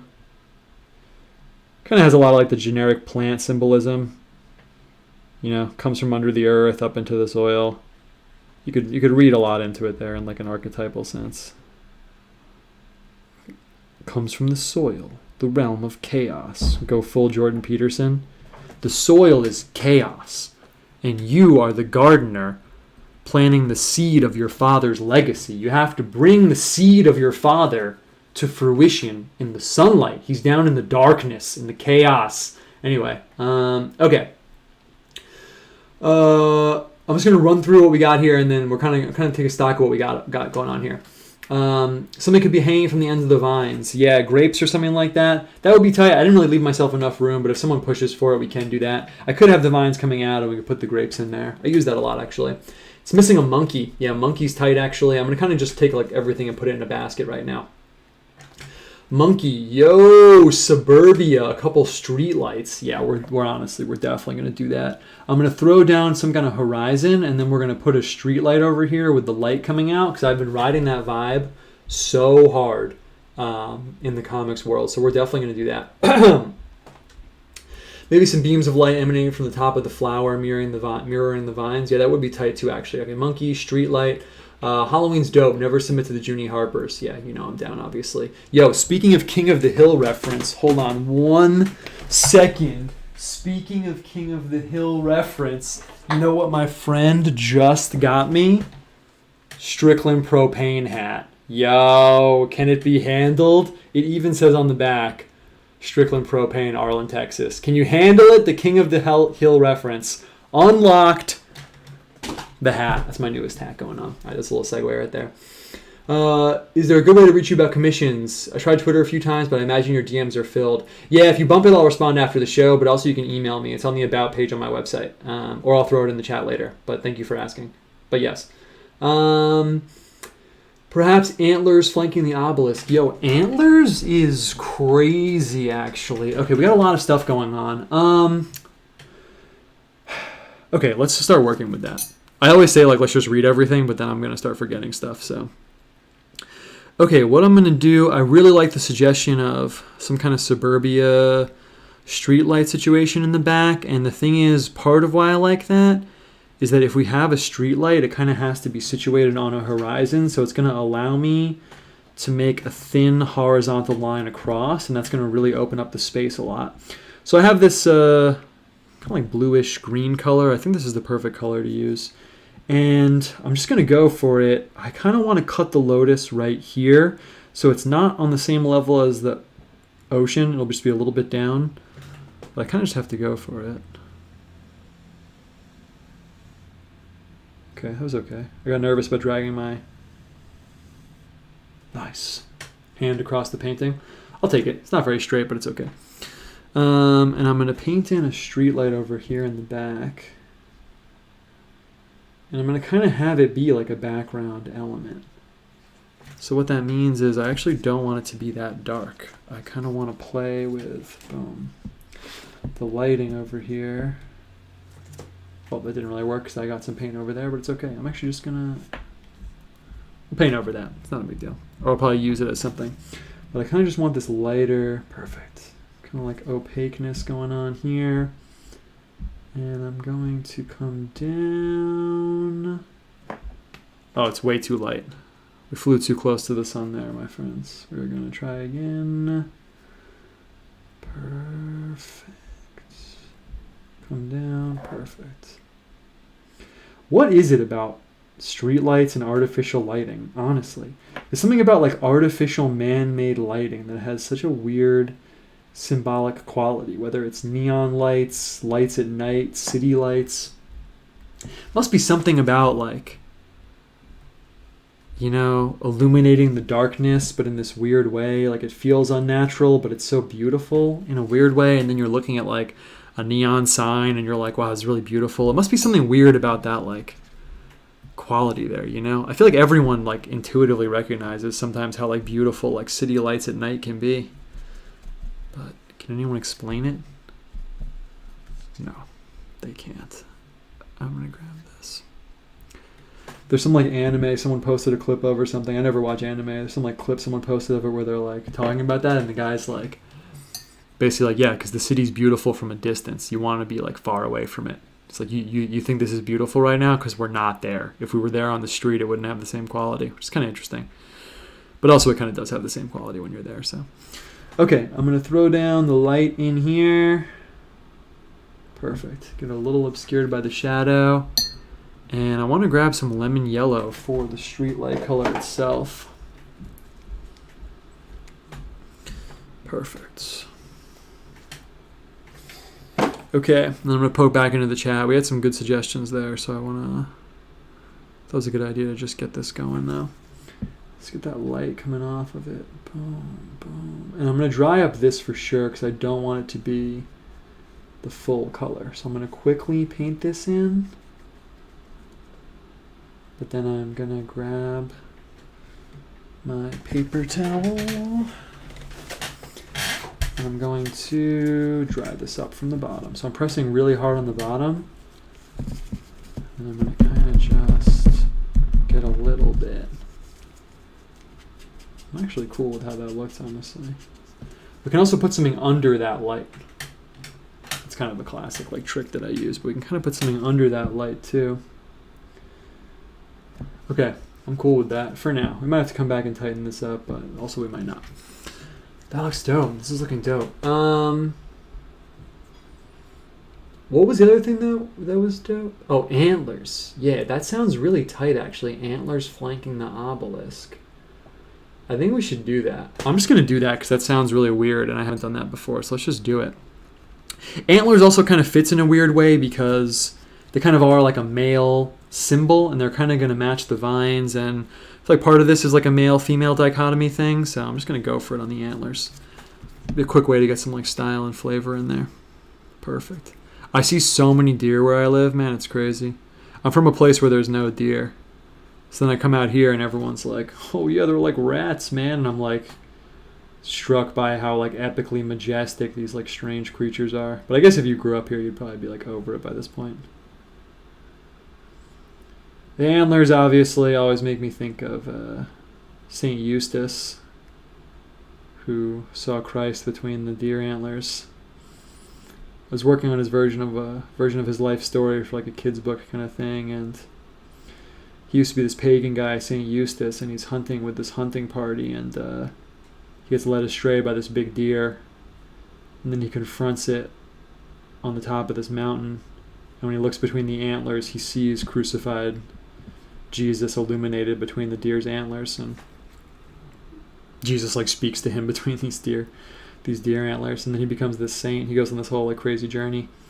It's actually interesting because then he comes back and he's like, yeah, I'm not pagan anymore, but he was like a Roman general in the army, so everyone's like really pissed about it, and somehow he gets his kids taken away and his wife taken away, and he's like in this like hellish situation, but they get like sold off somewhere, and then he hears his wife talking and gets back together with his wife, and then he hears the two kids telling this story, and he's like, oh my god, those were my kids, and he like gets his kids back too. So it's really interesting, like epic tale, and then finally they get loaded into a bronze bull later on and get martyred. So he's a martyr too, actually. And there's another guy who has like the same story later on. I think his name's like Saint Humbert or something. So there's like a Roman times one, and then there's like another one. I think the other guy's German, but that's also where the Jägermeister logo comes from. If you're ever at a bar and want a cool story to tell someone, now you got one. They took the logo, and I think Jägermeister, they're from this place called Wolfenbüttel in Germany, and I think it's like associated with that other saint or something. But then both those guys are connected with like hunting laws and stuff like that. So whenever I'm out somewhere and I'm like tempted to not obey like the rules about like how big the fish you have to keep are or something like that, like, you know, any like hunting kind of nature rule, I'm like, whoa, that is not St. Eustace pilled. We're going to respect the hunting laws right now. That's what I think of when I think of deer antlers. Okay, I'm going to fill these in and then we're going to keep this moving. We're on a really good pace, but it's 8:30 right now, so we want to start making powerful moves. We're not landing the plane, but we can see the city we are going to in the distance. Perfect. Perfect. I'm going to throw down a little bit of color down here. Cool. Nice. I feel pretty good about that, actually. This is looking pretty weird, which I'm down with. Okay. It's missing a monkey. Yeah, Spoon of Salty is campaigning for a monkey. We will get a monkey in, actually. We will get a monkey in.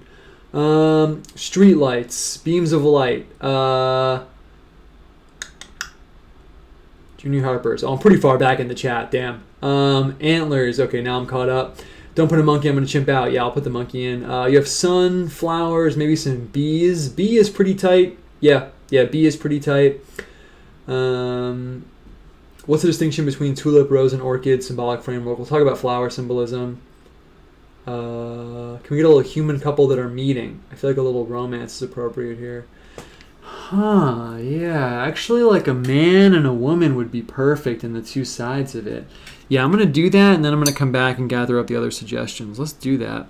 That's also going to let me use the colors that are here in a nice way, because I'm just going to paint in a little blue man silhouette, and I'm going to paint in a little pink woman silhouette. So we'll go full, like, base, lowest level, simplest level of the mind symbolic thinking status right now. Okay. I'm going to go full, like, I guess you could call it like basic structure of a man. So I'm going to put in his little neck. That'll be the only real like defining detail though. And I'm just going to put in the lateral arms. I'm not going to put in hands. I'm just going to make him kind of like a beefed up little graphic icon. Icon is the word I was looking for. So I'll have this little man down here.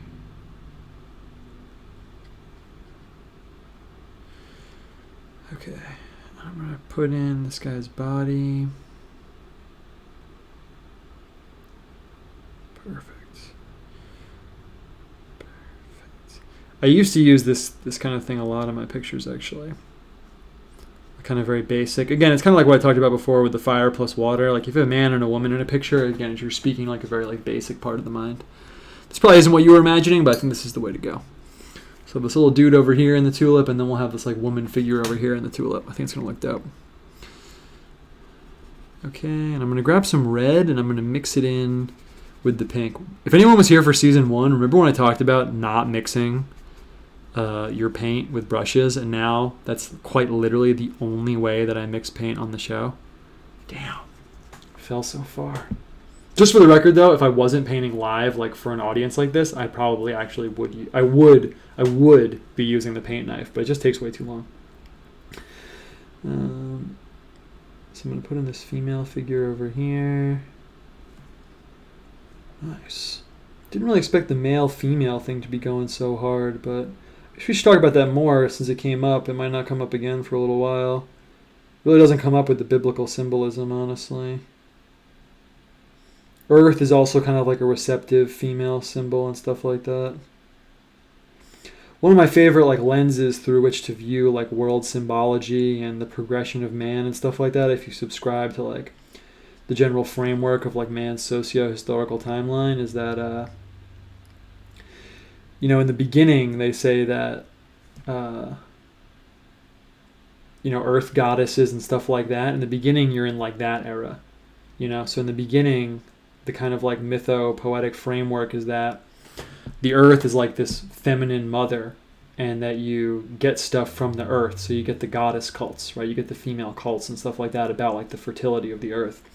But then you have this paradigm shift at like a certain point in time where it changes from being like these female goddesses to being all about the male gods, because you get this like shift in the framework. Maybe it corresponded with like people starting to farm and people, you know, doing stuff like that, or maybe it was like a mental shift or whatever, but you get shifting over to like father gods and like male gods because the framework changes from, okay, the earth is like this fecund mother, this yonic to vulvic, if we're going with the randomizer before, thing that we get things from, right? And we should like worship it. And then it changes to be like, yeah, actually that's true. You know, the earth is this like fecund thing that we harvest things from.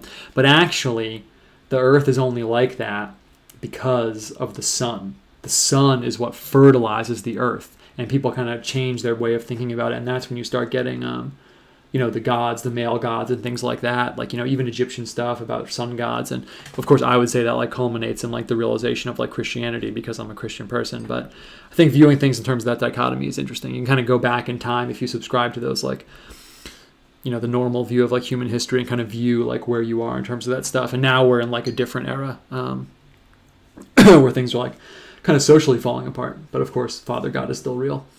Anyway, okay, so we got the people. That's dope, actually. I'm feeling really good about that. I'm going to make the guy a little bit wider just because I made the woman a little bit wider by accident. So then it looks like it's part of the picture. Okay.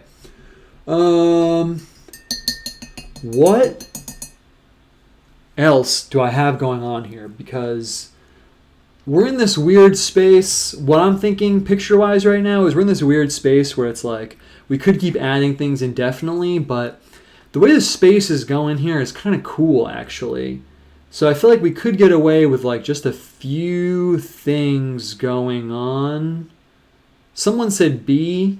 Like I want to, well, basically what I'm getting at is like, I want to, so you can get in my mind, like what I think of when I'm making stuff like this, is I want to use the negative space. When you're doing pictures and stuff, that's what you would call this blank space. You call it negative space. And right now I feel like we have a really cool utilization of the negative space going on.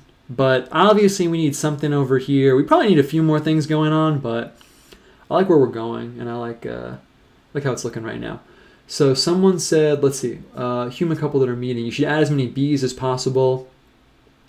A yellow halo circle around the male and female. Yeah, to kind of highlight them. Yeah, that's a good idea, actually. I'll wait for the paint to dry. I'm going to add a B in. And actually, I thought I put the B up here, but I'm actually going to put him little down over here. I'm just going to put a little B down over here. I think that'll be dope. I'm going to grab the cadmium yellow, and I'm going to need a few more suggestions. Otherwise, like especially stuff up here. Otherwise, I'm going to turn to the randomizer. And, well, you know, actually, it's been kind of like on a theme this whole time. So we did get island before. We don't really have an island, but this kind of functions as an island. I'm going to throw down a little B man, and that's going to mean I'm throwing down a yellow circle. And then I'll come back in with the black when it dries. Just like a tiny little B. It's going to look really classy there. Also, it'll change the scale up. If you have a small symbol and then bigger symbols, it kind of makes it more interesting for the eye in terms of like scale. Someone said chains. Someone said the white space is looking great. Chains. Interesting. I feel like, honestly, I feel like we gotta hit the randomizer one more time. Come on. I mean, we might not break it out again for another episode, so we gotta do it one more time. It's a 365. 598. Let's see what it says.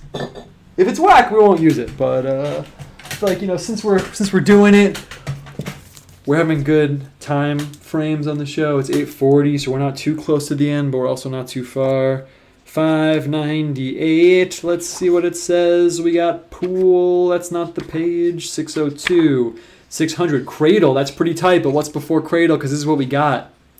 Yo, we got bed and bedroom. And there's a picture of two people having sex. That's so weird that we keep getting things that are kind of on this theme, man. It's so weird. Every single one, right? Isn't that weird? Let's see what it says for bed, and then we'll see if we want to incorporate that. We don't have to, but we could. Usually the last paragraph is what kind of goes on. Bedroom also evokes for some the experience of the feminine womb. That's the first thing it fucking says in here. Are you serious right now? As both regression and revivification. In the rhythms of sleep and waking or in sexual surrender, there's a ritual continuity of symbolic death and rebirth. Healing or admonishing voices from the spirit world, and I got the page before that said spirit world. Isn't that weird? Maybe, just me? Are activated in the lunar darkness.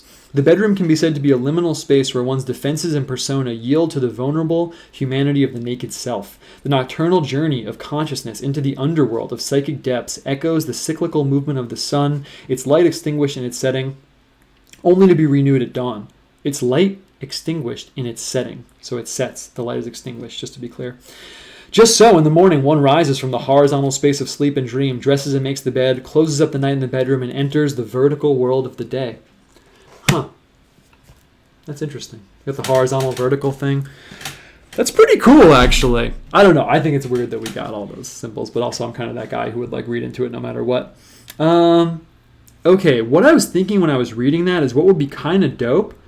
Bedroom, I mean, I could like try and paint a bedroom, right? That's kind of like a whole thing though. But what I'm thinking would be tight is I could have a door over here. And I think that that's a really, really tight utilization of the space. And also does this cool thing where it's like, is this a floor? But then obviously it's not a floor because there's a street light. So I'm going to take bedroom and I'm going to take the reins there a little bit and I'm going to paint a door over here on the white space. That gives us a few options, like what's something above the door, what's going on there or something. And then we're going to start wrapping this up. So I'm going to paint in the door. I'm going to make it pretty big though because I want to keep... Oh, fuck. That's fine. Because I want to keep playing with the scale. For full disclosure, I said, oh, fuck, because I made the line a little bit thicker than I wanted, but it's all good. Perfect. And I like using the door. Again, it's one of those symbols where it's like, sometimes I talk about the key in this way, or the lock, or the closed envelope. It's like one of those symbols that implies something else just by virtue of it existing. So like the door implies like something beyond the door. I'm actually going to just pick up a little bit of the paint because I want it to be a little bit lighter actually.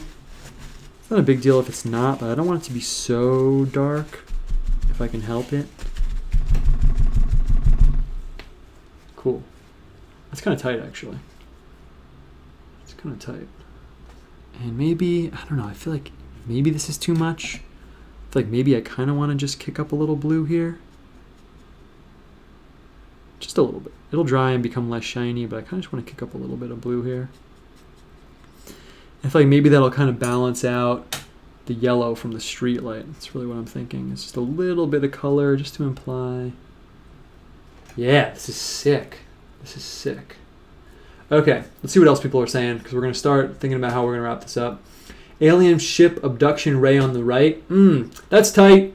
That's tight. Maybe I could do that above the door. The alien thing, it makes me be like, yeah. It kind of puts me into like a very particular space. Although I'm not the one making the picture, you guys are. So we'll put that in the basket. Alien abduction ray. This is bibliomancy. This is a form of divination. The randomizer is horny. Yeah, that's actually really funny. That's actually really, really funny. Bird's nest, eggs, some new life symbolism. Yeah, that's what I'm talking about right there. Maybe some marriage symbolism. Ring, someone else said. All right, that's definitely going to be how we're going to make this all come together. Okay. Yeah.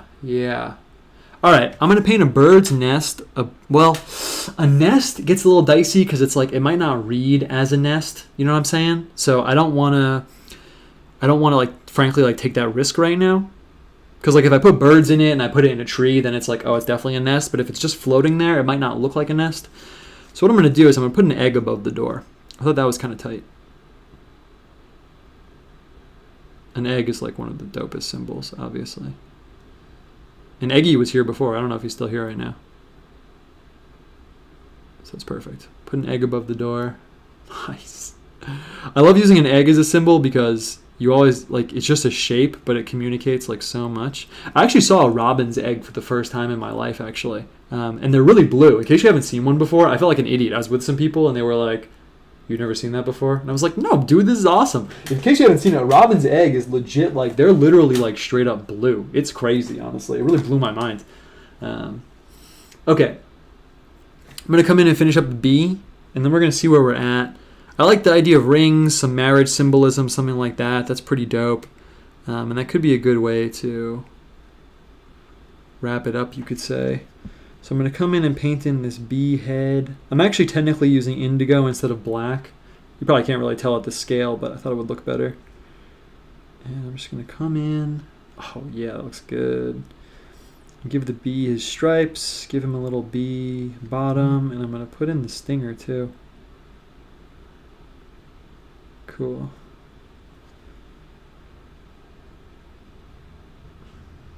Cool. Put on the wings. Nice. That's dope.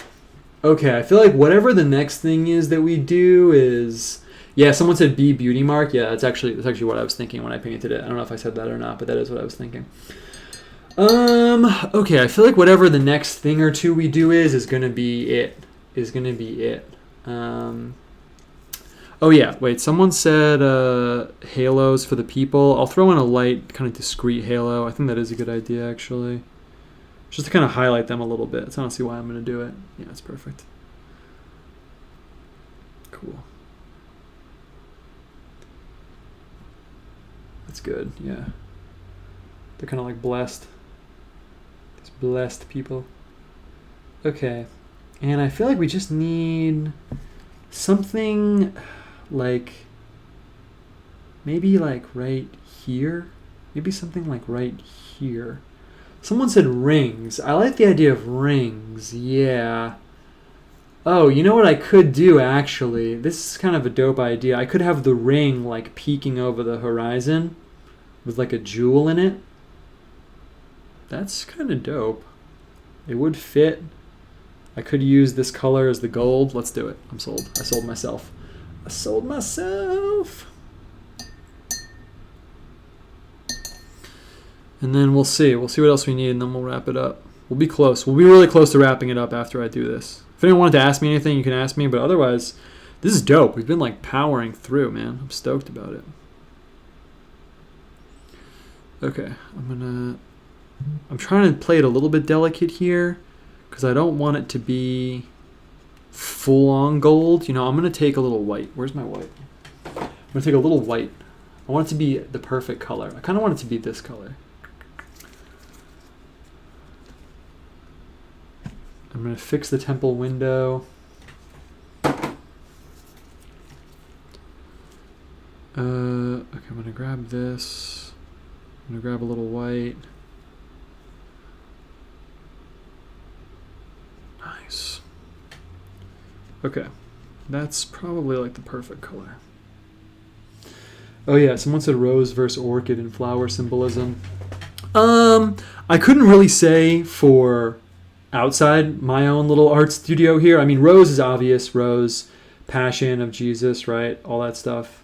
But orchid, like I said, I couldn't really say for like outside the studio, but here in my little art world, the orchid is kind of like the counterpart for the tulip, in that the orchid is one of the more like genetically refined plants.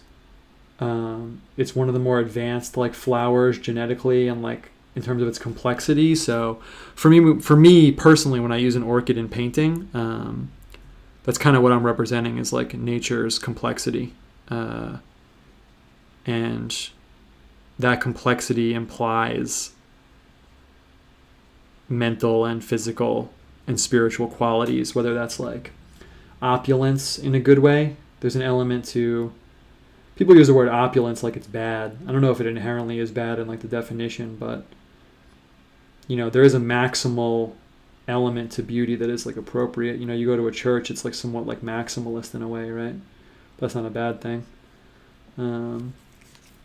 So that kind of thing is like what I'm getting at, like the elegance and like grandeur of nature. I pretty rarely use an orchid because it's hard to like simplify them visually enough that they really look like an orchid if you're doing something like hyper graphic, but I've used it a few times, rarely. But in terms of like mythological and all that stuff, couldn't really say. I'm going to put a gem up here. I'm going to try and grab this light blue, actually. That would really be the perfect color. Actually, maybe I'll grab some cerulean. It's too desaturated. Not a good gem color. Perfect. I'm going to sort of make a transparent cobalt light blue. And I'll see if anyone else asks me anything else. Are you actually Christian, or are you mostly into the aesthetics? Yeah, dude, I am Christian. It's true. It's true, although the aesthetics are obviously a good time. That isn't why I became one, though. That'd be problematic. But you know, whatever it takes, honestly. I'll take whatever. But that's not how it happened. Okay, cool. So I want to make sure this gem is transparent. Yeah, it's going to be good. It might even be too transparent, but it's better than too dark. Okay. Boom. And it's going to be hard to strike. That looks good, actually, but you can't really see it enough. I'm just going to say it's going to be hard to strike a balance between... Oh, yo, that looks perfect. Oh, it's a little too light. It's a little too subtle, but I'm going to leave it because I really like how it looks, actually. Maybe I can like subtly darken it up so it looks better on camera. Yeah, that's tight, man. Okay, cool. Okay, I'm looking at this on camera with you guys. Oh wait, I have to fix the window of this spot up here. So I'm looking at this on my screen so that I'm seeing what you guys are seeing, and I think it's looking pretty sick. This is one of the cool. This was an interesting one, but let's see. I don't know if we're done yet. You know what this is kind of like? I mean, this sounds super fucking pretentious, but it's my painting show, and if you're here at the end, you're obviously not worried about me being pretentious. This kind of picture makes me think of like poems, like especially like Rilke poetry. That's one of my main like planting flags in a little island for mapping my own creative endeavors is the poetry of this guy named Rainer Maria Rilke. But you've probably read some poetry in your life too if you haven't read that. And it makes me think of like when you read a poem and like sometimes you're reading a poem and like it's just like random shit thrown together. Like you're reading a poem and it's like, you know, what's that really famous one by William Carlos Williams? Like, you know, the red wheelbarrow next to a white chicken on a Tuesday morning, and you're like, okay, like, sorry, I'm not really, I mean, me personally, I'm like, all right, I'm not really getting a lot from this.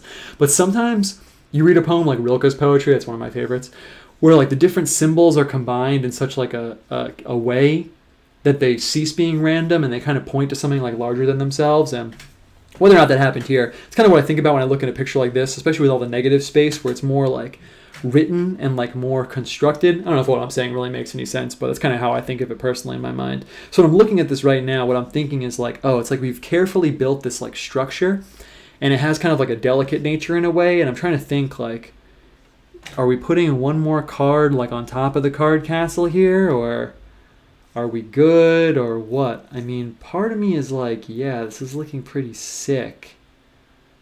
I don't really know if we need anything else, honestly. What I think I'm going to do, and it's since it's a suggestion show, it's technically not my suggestion. The guy that suggested streetlights, it was RKD in the chat.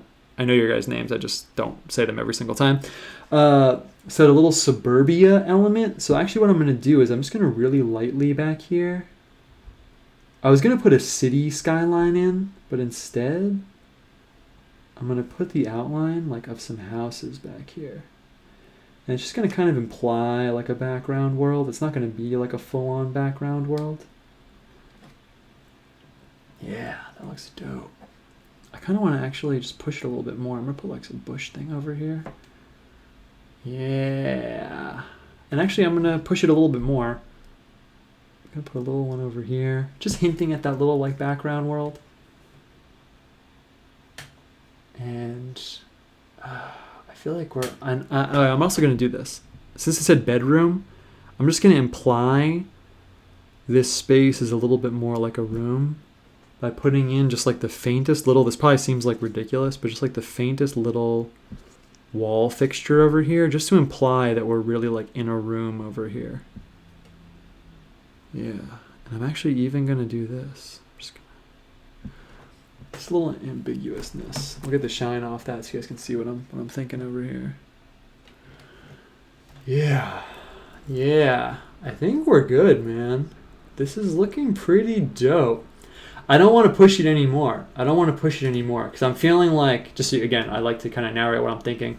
I feel like I hit that point where if I keep adding more stuff, it's going to devolve instead of evolve. I feel like I delicately strung these things together, and with this sounds really dumb, but this is how it is when you guys aren't here. Even in the studio, I'm still like talking like this to myself a little bit and still like, oh, what if I, like this little thing right here, I feel like kind of just, it's like, okay, we're good. Kind of got it all together. So this is a pretty fucking cool one right now. Okay, if anyone wants to ask me anything, man, we're doing perfect on time too. What a good episode. Awesome. It's 8:56. If anyone wants to ask me something, you can. Technically, we end at 9, so I'm going to kind of look away from this for a second and then look back at it, because that's kind of one other thing that you kind of have to do. Like, I had a painting teacher once. I'm actually going to start looking away right now. I had this painting teacher once that was saying you should always be working on 2 things at once, because that way, when you kind of hit like a stopping point with one, you can go to the other. When you hit a stopping point with that one, you can go to the other one and kind of switch back and forth, and it stops things from being overworked. One thing for paintings that I feel like is like they kind of have to and this goes for any form of art. Like writing for me also exists in this way, but I mostly interact with paintings. It has to be like not contrived. It kind of has to come from like a genuine place, and then you can kind of feel when those decisions stop coming from a genuine place and you're kind of just hit this wall and you're trying to like push through the wall. And I feel like that's kind of where the pictures become like dead a little bit. Something this guy de Kooning said, I actually don't really like his paintings, but he said, I think it was him. He said, great paintings aren't finished, they just get abandoned. I said that before on the show. I actually don't think that's true for most art, but sometimes when you're working on a sketch or like a mock-up or something like this, even where it's more like, open to the randomness of the creative process, then I feel like sometimes it does become true where, yeah, you hit this point and you're like, yeah, man, the vibe is there. Actually, Eggy was in the chat before. I don't think he's here anymore. It's all good though. But one time I remember he posted this song. It was like this synthy like song, and it was really dope. And he was like singing over it. It was kind of like different from his normal stuff. And someone was like, oh, dude, you should post more stuff like that. And he was kind of like, oh yeah, like I'm trying to get that vibe, but like I just nailed it that time and I can't really like get the vibe back. And I feel like there's something about that process of like when you're making something and then something happens and it's like really organic and you can't really fake it. I don't know, kind of rambling, but that's a big part of the creative process for me. So anyway, let's see, I'll take a few questions and we're going to wrap it up. Give the house a little grill. It's actually really funny, but I'm not going to do that. That is kind of a good idea. About procedure, when you work in Photoshop, do you drop symbols in and see if they work? And if they don't, just edit undo, or does that workflow ruin the creative process? That's a really interesting question, man. Yeah, the fact that you can edit undo definitely changes stuff, but honestly, I don't really change too much if I'm going forward confidently, and if I don't know what to do, then I'll usually pause it and come back to it. But normally it is kind of like writing in a way. Like if I'm working on something, I kind of have like an intuition, or I'll know what I'm trying to get at. Like that picture I mentioned before where there's some guy walking along a road, like in the background I put an obelisk, and then I was kind of like, oh, what should be opposite this obelisk? And I'll kind of run through things in my mind, like, oh, a tree, it's not really what I'm going for. And, I kind of have like a bank of symbols and I'll kind of just run through them. But no, honestly, now that I'm thinking about it, I'm kind of giving you an off-the-cuff answer. The edit undo thing doesn't change it too much because that symbolic process is really taking place in my mind, I guess is what I'm getting at, more so than on the paper. Like when I'm working on my own, I kind of know how something's going to manifest in my own like visual and symbolic framework. So the edit undo thing doesn't change things too much. But I think if I was just starting out, it would actually. I think it actually would. What are some of your interests outside of art? Art is kind of like the thing that holds everything else together in a way, or really I should say everything kind of meets at this intersection of visual art. So I mean, I don't know how much you know about my vibe, but everything from like generally weird stuff to mysticism to paranormal stuff. I guess you probably know about that. You probably mean interests like stuff I do. I guess the most atypical interest I have that I never talk about on Twitter or anything like that or here is music. I do play guitar and I play bass and stuff like that. It's kind of like an escape from art for me because, music, just the tones don't really mean anything inherently. So, yeah, music is one of the answers I'll give. Fishing and music are like my two main interests outside of art. It's looking great, TBH. Love the symmetry and how it plays into other stuff. Oh, Peter M asks, the show ending question, perfect wrap it up spot. Can we get a new shirt timeline update? Oh, you think they're just here in the studio right now, buddy? Because they are. Yeah, we'll wrap it up on that. I'll grab one or two of the new shirts and I'll show you guys, and then we'll wrap it up there. So just hold on one second. I have to go to my closet right now. I'm taking my gloves off too. Let's see, where are they? I think they're in here. Oh, I have them right here. I was going to say, damn, I just hyped it up. If I can't find them, that's going to suck. But I actually did just find them. yeah, I'll show you guys what I got going on here. I didn't post it on Twitter yet, so don't like, preempt me and screenshot it and post it on Twitter or something, but I will show you guys. I'm going to put on one glove really quick. And then that's how we'll wrap up the show. You guys get the preview. Okay, hold on. Putting on my glove. Man, it sucks putting on the gloves when you have already worn a glove. All right, I'm not wearing a glove. Fuck it. Okay, I'll move this. We'll come back to it. So we'll wrap up 5 minutes late, but it's not a big deal. I just don't want to get paint on them. I will move this too. Oh yeah, someone asked me, are you ever going to post these weekly paintings and stuff? Normally I don't, but if you hit me up on Twitter, I'll scan it and paint it. I should be scanning them, but I'm not. Okay, yeah, let's see. I'll see what I want to show you guys right now. This will be pretty dope. I got these black ones here. What are these? Oh, yeah, this looks so dope. Okay, I'm trying to see what I want to show you guys first. I got a few here right now. Okay, I'll show you guys. So when I print stuff, I always do a run of, this is a little like a few minute addendum on the end. It won't take 10 minutes, it'll take like 2 minutes. But I always like order the stuff that I sell in my shop because I feel like people are paying money for it and I have my name on it. I want to make sure it's like dope, obviously. So I have like 50 or 60 or like 70 shirts here with my art on it just because I'm like really, frankly, like obsessive about making sure it's perfect if people are going to buy it. So sometimes I go out on a limb a little bit. I'm going to zoom out a little bit. This is a little dangerous because I don't want to accidentally show something that I shouldn't. Are we still focused? Yeah, it's fine. So sometimes I go out on a little bit of a limb and just, get something done randomly. So I made this image. I posted it on Twitter a while ago of the Arma Christi. So it's all the different instruments and tools of the Passion and stuff. I'm going to zoom out a little bit more. Painstakingly looking at the edge of the screen just to make sure I don't accidentally pull up on my social security card or something like that, but I think it's fun. And I usually don't go for the whole straight up rectangle block print situation, but sometimes I do because it kind of reminds me of like a punk shirt. So I actually don't even know if I'm going to sell this one or not. I mean, I think it looks pretty sick, honestly. It has that kind of like punk band feeling to me where it's just straight on the rectangle. But I got this printed just on a whim, and I think it actually looks pretty dope. But that's not the only thing. That's not really the main thing even. The surprise hit is this one I'm about to show you right now. So maybe some of you guys saw. If you didn't, I posted this picture on, I posted the graphic version of this on Twitter. So I made this image, and I called it God and Money, and it's all about, there's this guy, and it's all about kind of being a God-oriented person, but having to, work and live in a system that revolves around money, basically. So you got, the intersection that we have to live at there, where, you have to work and get money because that's how society is, but you're still, a God-oriented person, basically. So up here, we got the Illuminati triangle and the money and the church and stuff, and then this kind of guy in the center, and work symbols, and actually it says Matthew 6:24, which is you can't serve both God and money, and I got this shoe and the cog. I talked about this a little bit before. He's on this giant receipt, or is it a parchment constitution scroll thing? You can't really tell. And I got this snake down here all cut up because we have to unite. It's kind of like a play on the unite or die thing, but then also that's a government thing. So anyway, I thought a lot about the symbolism in this one, and I really liked how it came out a lot. And when I printed it, I threw it on a white shirt, I threw it on a gray shirt, and I was like, all right, it's cool. You can imagine this on a white shirt. Yeah, that's pretty dope. But I like to kind of push it over the edge so it's something extra. Yeah, I can just take a graphic and put it on a shirt, and that's cool. But I kind of like to, make it more than the sum of its parts. So I inverted it. So it's white lines instead of black lines, and I printed it on a red shirt, and I was like, yo, epic. It looks sick. It looks sick like this, dude. Yeah, I'm so down.